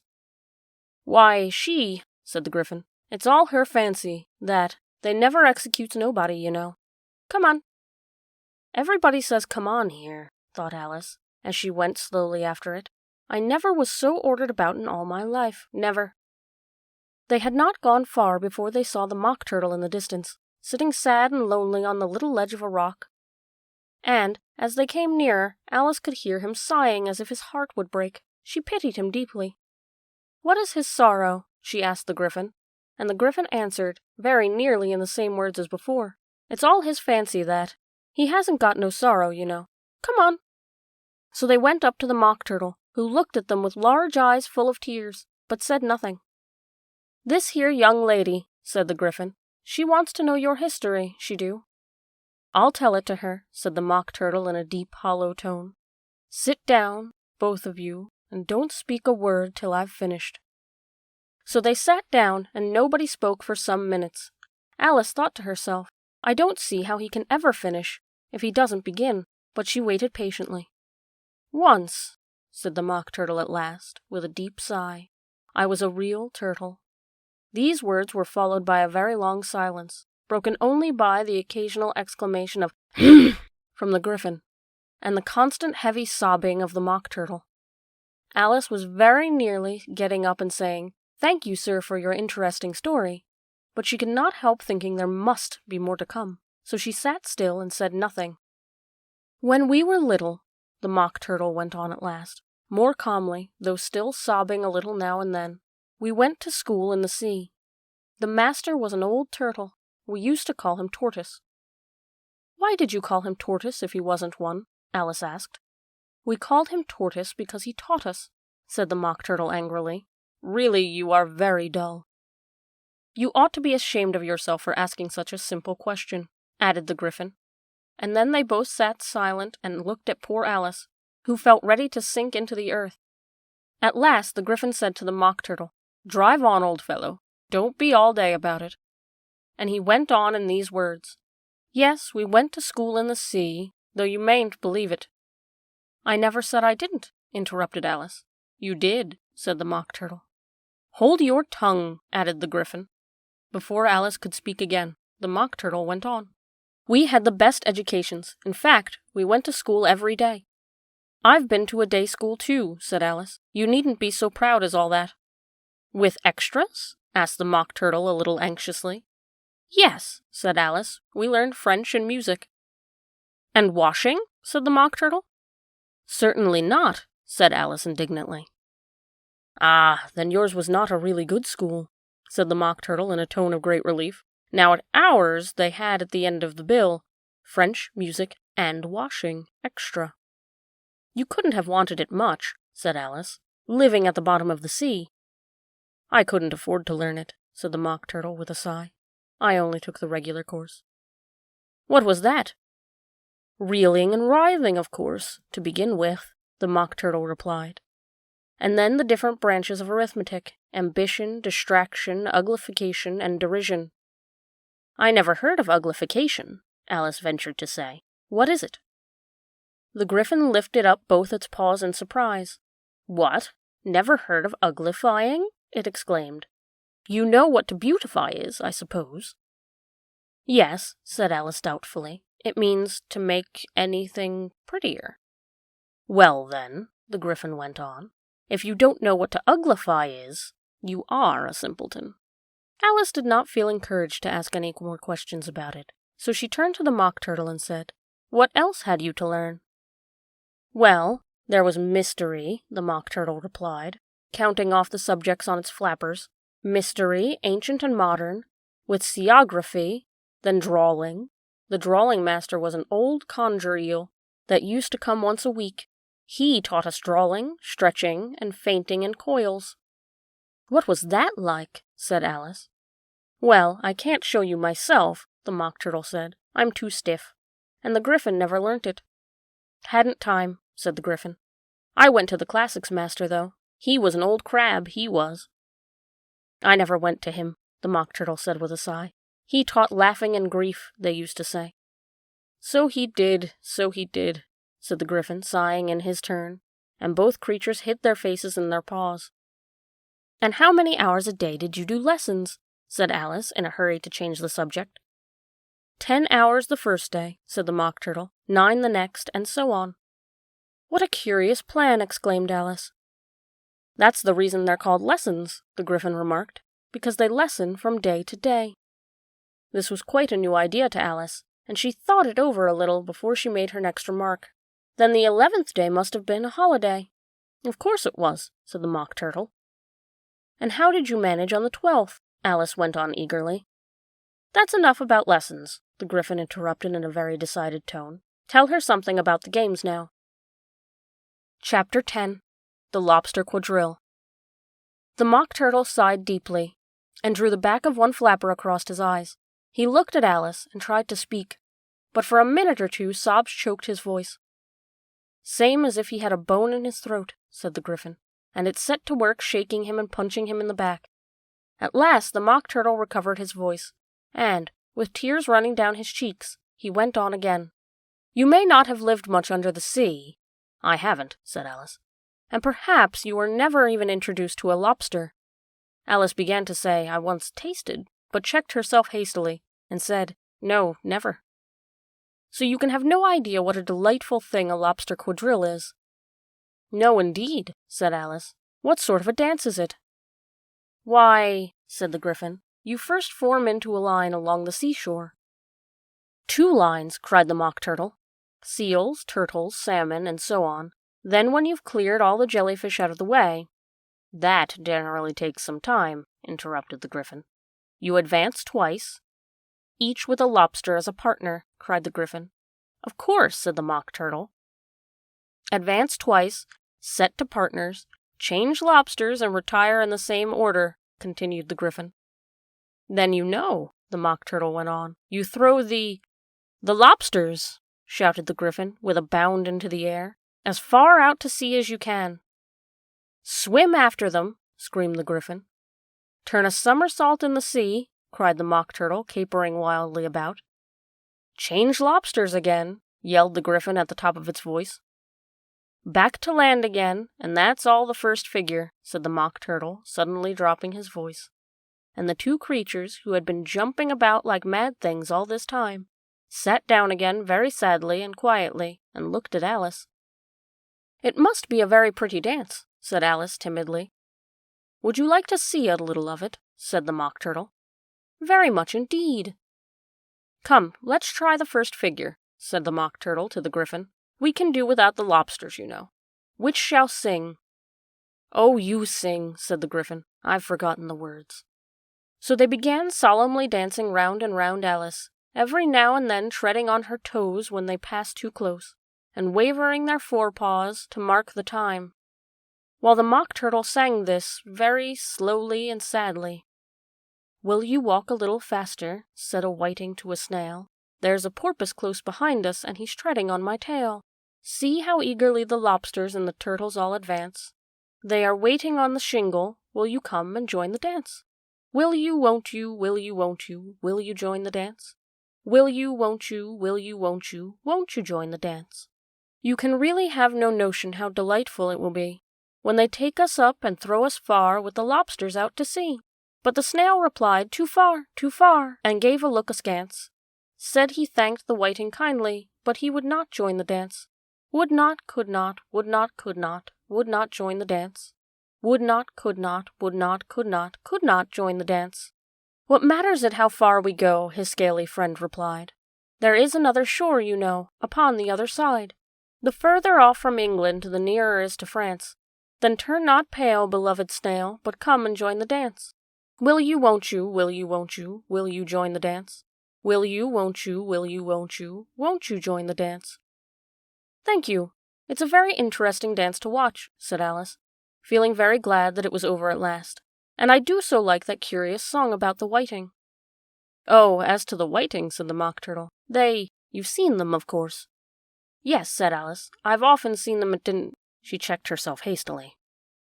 "I don't know where Din may be," said the Mock Turtle, "but if you've seen them so often, of course you know what they're like."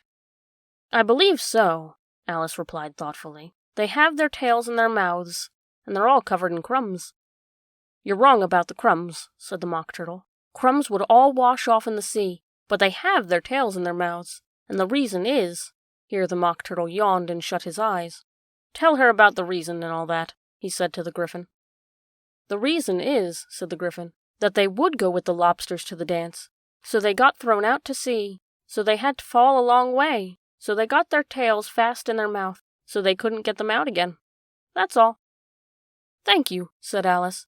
"It's very interesting. I never knew so much about a whiting before." "I can tell you more than that, if you like," said the Gryphon. "Do you know why it's called a whiting?"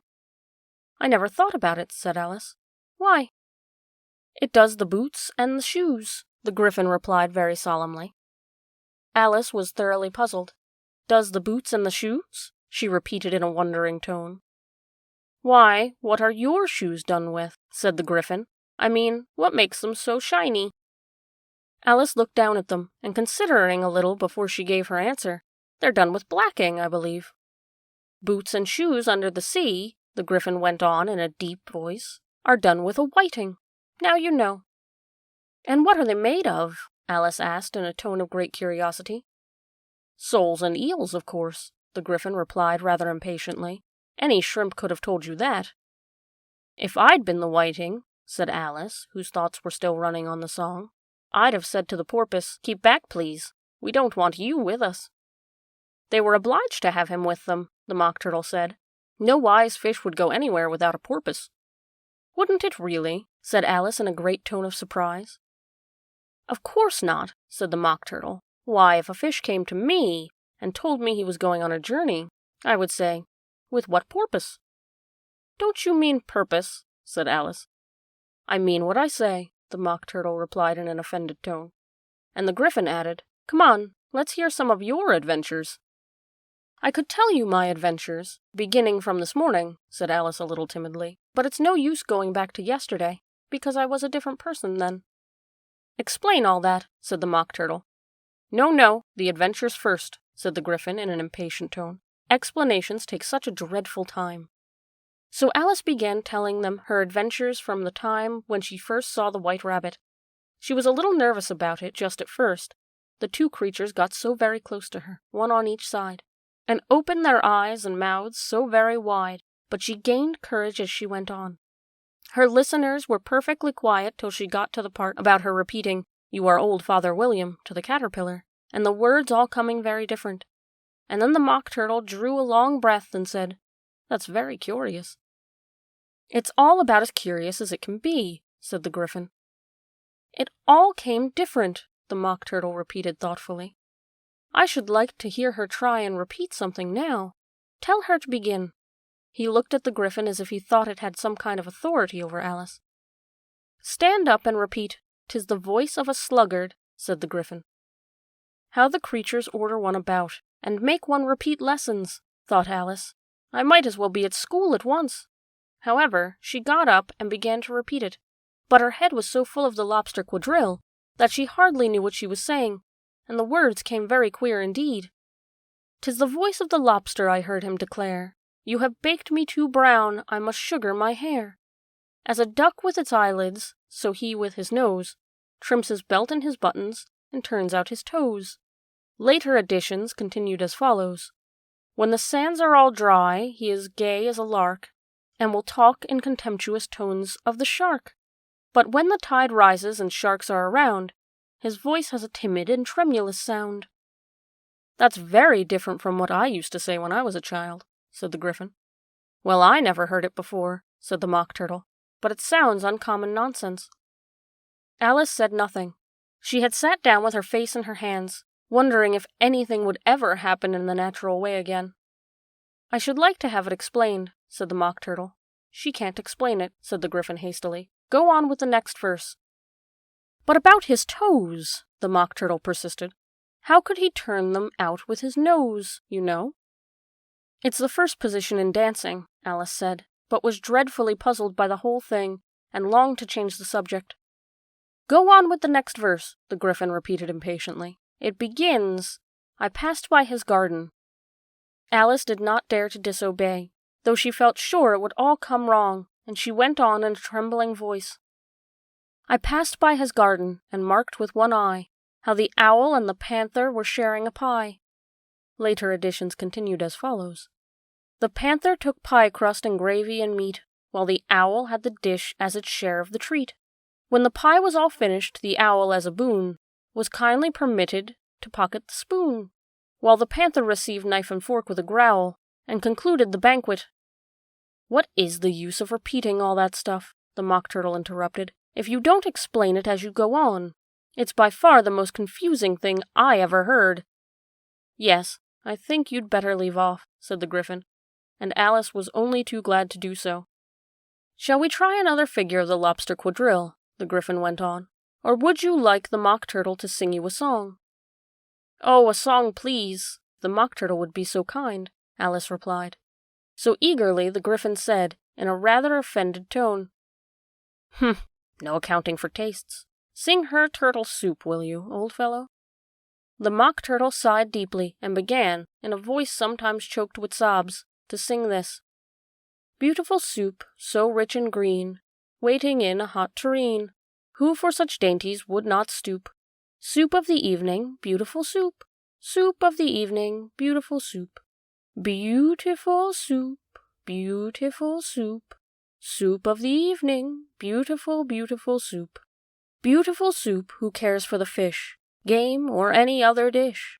Who would not give all else for two? Pennyworth only of beautiful soup. Pennyworth only of beautiful soup. Beautiful soup, beautiful soup. Soup of the evening, beautiful, beautiful soup. Chorus again, cried the Gryphon, and the Mock Turtle had just begun to repeat it, when a cry of, "The trial's beginning!" was heard in the distance. "Come on," cried the Gryphon, and taking Alice by the hand, it hurried off without waiting for the end of the song. "What trial is it?" Alice panted as she ran, but the Gryphon only answered, "Come on," and ran the faster, while more and more faintly came, carried on the breeze that followed them, the melancholy words, "Soup of the evening, beautiful, beautiful soup." Chapter 11. Who Stole the Tarts? The King and Queen of Hearts were seated on their throne when they arrived, with the great crowd assembled about them. All sorts of little birds and beasts, as well as the whole pack of cards. The knave was standing before them in chains, with a soldier on each side to guard him, and near the king was the White Rabbit, with a trumpet in one hand and a scroll of parchment in the other. In the very middle of the court was a table, with a large dish of tarts upon it. They looked so good that it made Alice quite hungry to look at them. I wish they'd get the trial done, she thought, and hand round the refreshments. But there seemed to be no chance of this, so she began looking at everything about her to pass the time away. Alice had never been in court of justice before, but she had read about them in books, and she was quite pleased to find that she knew the name of nearly everything there. "That's the judge," she said to herself, because of his great wig. The judge, by the way, was the king, and as he wore his crown over the wig, he did not look at all comfortable, and it was certainly not becoming. "And that's the jury box," thought Alice. "And those 12 creatures," she was obliged to say creatures, you see, because some of them were animals and some of them were birds. "I suppose they are the jurors." She said this last word 2 or 3 times over to herself, being rather proud of it, for she thought, and rightly too, that very few little girls of her age knew the meaning of it at all. However, jurymen would have done just as well. The 12 jurors are all writing very busily on slates. "What are they doing?" Alice whispered to the Gryphon. "They can't have anything to put down yet, before the trial's begun." "They're putting down their names," the Gryphon whispered in reply, for fear they should forget them before the end of the trial. "Stupid things," Alice began in a loud, indignant voice, but she stopped hastily, for the White Rabbit cried out, "Silence in the court!" and the king put on his spectacles and looked anxiously round, to make out who was talking. Alice could see, as well as if she were looking over their shoulders, that all the jurors were writing down "stupid things" on their slates, and she could even make out that one of them didn't know how to spell stupid, and that he had to ask his neighbor to tell him. A nice muddle their slates'll be in before the trial's over, thought Alice. One of the jurors had a pencil that squeaked. This, of course, Alice could not stand, and she went round the court and got behind him, and very soon found an opportunity of taking it away. She did it so quickly that the poor little juror, it was Bill, the lizard, could not make out at all what had become of it, so after hunting all about for it, he was obliged to write with one finger for the rest of the day, and this was of very little use, as it left no mark on the slate. "Herald, read the accusation," said the king. On this the White Rabbit blew 3 blasts on a trumpet, and then unrolled the parchment scroll and read as follows. "The Queen of Hearts, she made some tarts, all on a summer day. The Knave of Hearts, he stole the tarts, and took them quite away." "Consider your verdict," the king said to the jury. "Not yet, not yet," the rabbit hastily interrupted. "There's a great deal to come before that." "Call the first witness," said the king, and the White Rabbit blew 3 blasts on the trumpet, and called out, "First witness." The first witness was the Hatter. He came in with a teacup in one hand, and a piece of bread and butter in the other. "I beg pardon, your majesty," he began, "for bringing these in, but I hadn't quite finished my tea when I was sent for." "You ought to have finished," said the king. "When did you begin?" The Hatter looked at the March Hare, who had followed him into the court, arm in arm with the Dormouse. 14th of March, I think it was, he said. 15th, said the March Hare. 16th, added the Dormouse. Write that down, the king said to the jury, and the jury eagerly wrote down all 3 dates on their slates, and then added them up and reduced that answer to shillings and pence. Take off your hat, the king said to the Hatter. It isn't mine, said the Hatter. Stolen? The king exclaimed, turning to the jury, who instantly made a memorandum of the fact. I keep them to sell, the Hatter added as an explanation. I've none of my own. I'm a hatter. Here the queen put on her spectacles and began staring at the Hatter, who turned pale and fidgeted. Give your evidence, said the king, and don't be nervous, or I'll have you executed on the spot. This did not seem to encourage the witness at all. He kept shifting from one foot to the other, looking uneasily at the queen, and in his confusion, he bit a large piece out of his teacup instead of his bread and butter. Just at this moment Alice felt a very curious sensation, which puzzled her a great deal until she made out what it was. She was beginning to grow larger again, and she thought at first she would get up and leave the court, but on second thoughts she decided to remain where she was as long as there was room for her. I wish you wouldn't squeeze so, said the Dormouse, who was sitting next to her. I can hardly breathe. I can't help it, said Alice very meekly. I'm growing. You've no right to grow here, said the Dormouse. Don't talk nonsense, said Alice more boldly. You know you're growing too. Yes, but I grow at a reasonable pace, said the Dormouse. Not in that ridiculous fashion. And he got up very sulkily and crossed over to the other side of the court. All this time the queen had never left off staring at the Hatter, and, just as the Dormouse crossed the court, she said to one of the officers of the court, Bring me the list of the singers of the last concert. On which the wretched Hatter trembled so that he shook both his shoes off. Give your evidence, the king repeated angrily, or I'll have you executed, whether you're nervous or not. I'm a poor man, your majesty, the Hatter began in a trembling voice. I hadn't begun my tea, not above a week or so, and what with the bread and butter getting so thin, and the twinkling of the tea— The twinkling of the what? Said the king. It began with the tea, the Hatter replied. Of course twinkling begins with a T, said the king sharply. Do you take me for a dunce? Go on. I'm a poor man, the Hatter went on, and most things twinkled after that, only the March Hare said— I didn't, the March Hare interrupted in a great hurry. You did, said the Hatter. I deny it, said the March Hare. He denies it, said the king. Leave out that part. Well, at any rate, the Dormouse said— The Hatter went on, looking anxiously round to see if he would deny it too, but the Dormouse denied nothing, being fast asleep. After that, continued the Hatter, I cut some more bread and butter. But what did the Dormouse say? One of the jury asked. That I can't remember, said the Hatter. You must remember, remarked the king, or I'll have you executed. The miserable Hatter dropped his teacup and bread and butter, and went down on one knee. I'm a poor man, your majesty, he began. You're a very poor speaker, said the king. Here, one of the guinea pigs cheered, and was rather immediately suppressed by the officers of the court. As that is a rather hard word, I will just explain to you how it was done. They had a large canvas bag, which they tied up at the mouth with strings. Into this they slipped the guinea pig, head first, and then sat upon it. I'm glad I've seen that done, thought Alice. I've so often read in newspapers at the end of trials. There was some attempts at applause, which was immediately suppressed by the officers of the court, and I never understood what it meant until now. If that's all you know about it, you may stand down, continued the king. I can't go no lower, said the Hatter. I'm on the floor as it is.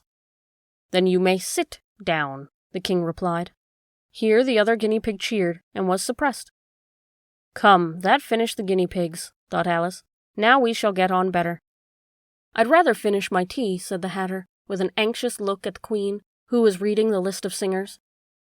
You may go, said the king, and the Hatter hurriedly left the court, without even waiting to put his shoes on.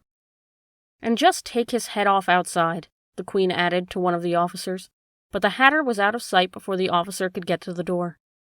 Call the next witness, said the king.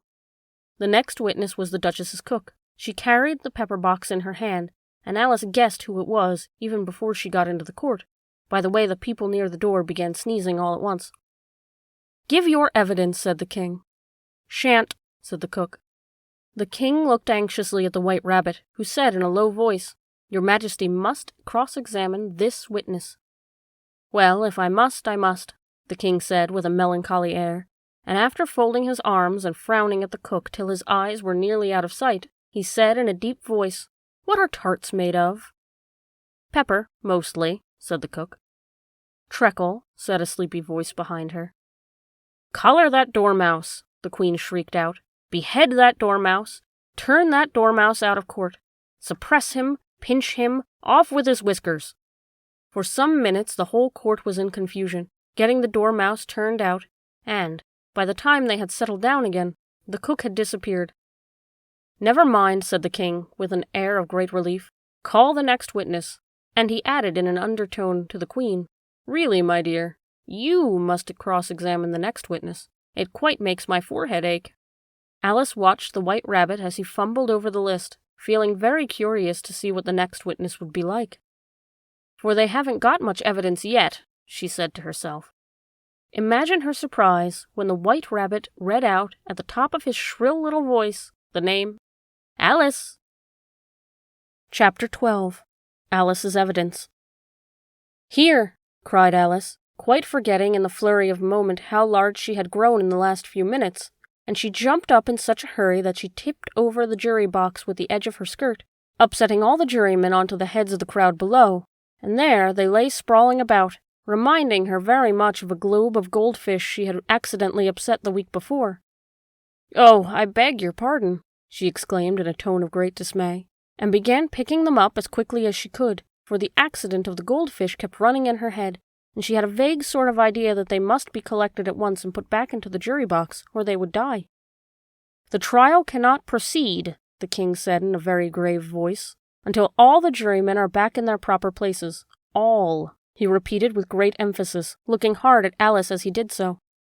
Alice looked at the jury box and saw that, in her haste, she had put the lizard in head downwards, and the poor little thing was waving its tail in a melancholy way, being quite unable to move. She soon got it out again and put it right. "Not that it signifies much," she said to herself. "I should think it would be quite as much use in the trial one way up as the other." As soon as the jury had a little recovered from the shock of being upset, and their slates and pencils had been found and handed back to them, they set to work very diligently writing out a history of the accident. All except the lizard, who seemed too much overcome to do anything but sit with its mouth open, gazing up into the roof of the court. "What do you know about this business?" the king said to Alice. "Nothing," said Alice. "Nothing whatever?" persisted the king. "Nothing whatever," said Alice. "That's very important," the king said, turning to the jury. They were just beginning to write this down on their slates, when the White Rabbit interrupted. "Unimportant, your majesty means, of course," he said in a very respectful tone, but frowning and making faces at him as he spoke. "Unimportant, of course, I mean," the king hastily said, and went on to himself in an undertone. "Important, unimportant, unimportant, important," as if he were trying which word sounded best. Some of the jury wrote it down important, and some unimportant. Alice could see this as she was near enough to look over their slates. "But it doesn't matter a bit," she thought to herself. At this moment the king, who had been for some time busily writing in his notebook, cackled out "Silence!" and read out his book, Rule 42. All persons more than a mile high to leave the court. Everybody looked at Alice. "I'm not a mile high," said Alice. "You are," said the king. "Nearly 2 miles high," said the queen. "Well, I shan't go, at any rate," said Alice. "Besides, that's not a regular rule. You invented it just now." "It's the oldest rule in the book," said the king. "Then it ought to be number 1, said Alice. The king turned pale and shut his notebook hastily. "Consider your verdict," he said to the jury in a low, trembling voice. "There's more evidence to come yet, please, your majesty," said the White Rabbit, jumping up in a great hurry. "This paper has just been picked up." "What's in it?" said the queen. "I haven't opened it yet," said the White Rabbit, "but it seems to be a letter written by the prisoner to somebody." "It must have been that," said the king, "unless it was written to nobody, which isn't unusual, you know." "Who is it directed to?" said one of the jurymen. "It isn't directed at all," said the White Rabbit. "In fact, there's nothing written on the outside." He unfolded the paper as he spoke, and added, "It isn't a letter, after all. It's a set of verses." "Are they in the prisoner's handwriting?" asked another of the jurymen. "No, they're not," said the White Rabbit. and that's the queerest thing about it." The jury all looked puzzled. "He must have imitated somebody else's hand," said the king. The jury all brightened up again. "Please, your majesty," said the knave, "I didn't write it, and they can't prove I did. There's no name signed at the end." "If you didn't sign it," said the king, "that only makes the matter worse. You must have meant some mischief, or else you'd have signed your name like an honest man." There was a clapping of hands at this. It was the first really clever thing the king had said that day. "That proves his guilt," said the queen. "It proves nothing of the sort," said Alice. "Why, you don't even know what they're about." "Read them," said the king. The White Rabbit put on his spectacles. "Where shall I begin, please, your majesty?" he asked. "Begin at the beginning," the king said gravely, "and go on till you come to the end. Then stop." These were the verses the White Rabbit read. "They told me you had been to her, and mentioned me to him. She gave me a good character, but said I could not swim. He sent them word I had not gone. We know it to be true. If she should push the matter on, what would become of you? I gave her 1, they gave him 2. You gave us 3 or more. They all returned from him to you, though they were mine before. If I or she should chance to be involved in this affair, he trusts to you to set them free, exactly as they were. My notion was that you had been, before she had this fit, an obstacle that came between him and ourselves and it. Don't let him know she liked them best, for this must never be. A secret kept from all the rest, between yourself and me." "That's the most important piece of evidence we've heard yet," said the king, rubbing his hands. "So now let the jury—" "If any one of them can explain it," said Alice. She had grown so large in the past few minutes that she wasn't a bit afraid of interrupting him. "I'll give him 6 pence. I don't believe there's an atom of meaning to it." The jury all wrote down on their slates, "She doesn't believe there's an atom of meaning in it." But none of them attempted to explain the paper. "If there's no meaning in it," said the king, "that saves a world of trouble, you know, as we needn't try to find any. And yet, I don't know," he went on, spreading out the verses on his knee and looking at them with one eye. "I seem to see some meaning in them after all. Said I could not swim. You can't swim, can you?" he added, turning to the knave. The knave shook his head sadly. "Do I look like it?" he said, which he certainly did not, being entirely made of cardboard. "All right, so far," said the king, and he went on muttering over the verses to himself. "We know it to be true. That's the jury, of course. I gave her 1, they gave him 2. Why, that must be what he did with the tarts, you know." "But it goes on. They all returned from him to you," said Alice. "Why, there they are," said the king triumphantly, pointing to the tarts on the table. "Nothing can be clearer than that. Then again, before she had this fit—" "You never had fits, my dear, I think," he said to the queen. "Never," said the queen furiously, throwing an inkstand at the lizard as she spoke. The unfortunate little Bill had left off writing on his slate with one finger, as he found it made no mark, but he now hastily began again, using the ink that was trickling down his face, as long as it lasted.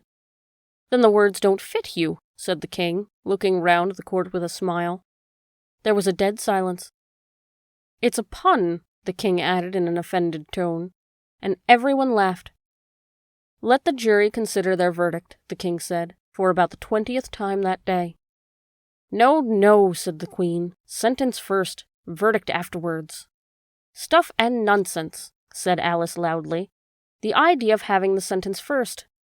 "Hold your tongue," said the queen, turning purple. "I won't," said Alice. "Off with her head," the queen shouted at the top of her voice. Nobody moved. "Who cares for you?" said Alice. She had grown to her full size by this time. "You're nothing but a pack of cards." At this, the whole pack rose up into the air and came flying down upon her. She gave a little scream, half of fright and half of anger, and tried to beat them off, and found herself lying on the bank, with her head in the lap of her sister, who was gently brushing away some dead leaves that had fluttered down from the trees upon her face. "Wake up, Alice dear," said her sister. "Why, what a long sleep you've had." "Oh, I've had such a curious dream," said Alice, and she told her sister as well as she could remember them. All the strange adventures of hers that you have just been reading about. And when she had finished, Her sister kissed her and said, "It was a curious dream, dear, certainly, but now run into your tea. It's getting late." So Alice got up and ran off, thinking while she ran, as well she might, what a wonderful dream it had been. But her sister sat still as she left her, leaning her head on her hand, watching the setting sun, and thinking of little Alice and all her wonderful adventures, till she too began dreaming after a fashion, and this was her dream. First, she dreamed of little Alice herself, and once again the tiny hands were clasped upon her knee, and the bright, eager eyes were looking up into hers. She could hear the very tones of her voice, and see that queer little toss of her head to keep back the wandering hair that would always get into her eyes. And still as she listened, or seemed to listen, the whole place around her became alive with the strange creatures of her little sister's dream. The long grass rustled at her feet as the white rabbit hurried by. The frightened mouse splashed his way through the neighboring pool. She could hear the rattle of the teacups as the March Hare and his friends shared their never-ending meal, and the shrill voice of the Queen ordering off her unfortunate guests to execution. Once more the pig baby was sneezing on the Duchess's knee, while the plates and dishes crashed around it. Once more the shriek of the griffin, the squeaking of the lizard's slate pencil, and the choking of the suppressed guinea pigs filled the air, mixed up with the distant sobs of the miserable mock turtle. So she sat on with closed eyes and half believed herself in Wonderland, though she knew she had but to open them again, and all would change to dull reality. The grass would be only rustling in the wind, and the pool rippling to the waves of the reeds. The rattling teacups would change to tinkling bells, and the Queen's shrill cries to the voice of the shepherd boy, and the sneeze of the baby, the shriek of the griffin, and all the other queer noises would change, she knew, to the confused clamor of the busy farmyard, while the lowing of the cattle in the distance would make the place of the mock turtle's heavy sobs. Lastly, she pictured herself how this same little sister of hers would, in the aftertime, be herself a grown woman, and how she would keep, through all her riper years, the simple and loving heart of her childhood, and how she would gather about her other little children, and make their eyes bright and eager with so many a strange tale, perhaps even with the dream of Wonderland of long ago, and how she would feel with all their simple sorrows, and find a pleasure in all their simple joys, remembering her own child life, and the happy summer days. The end.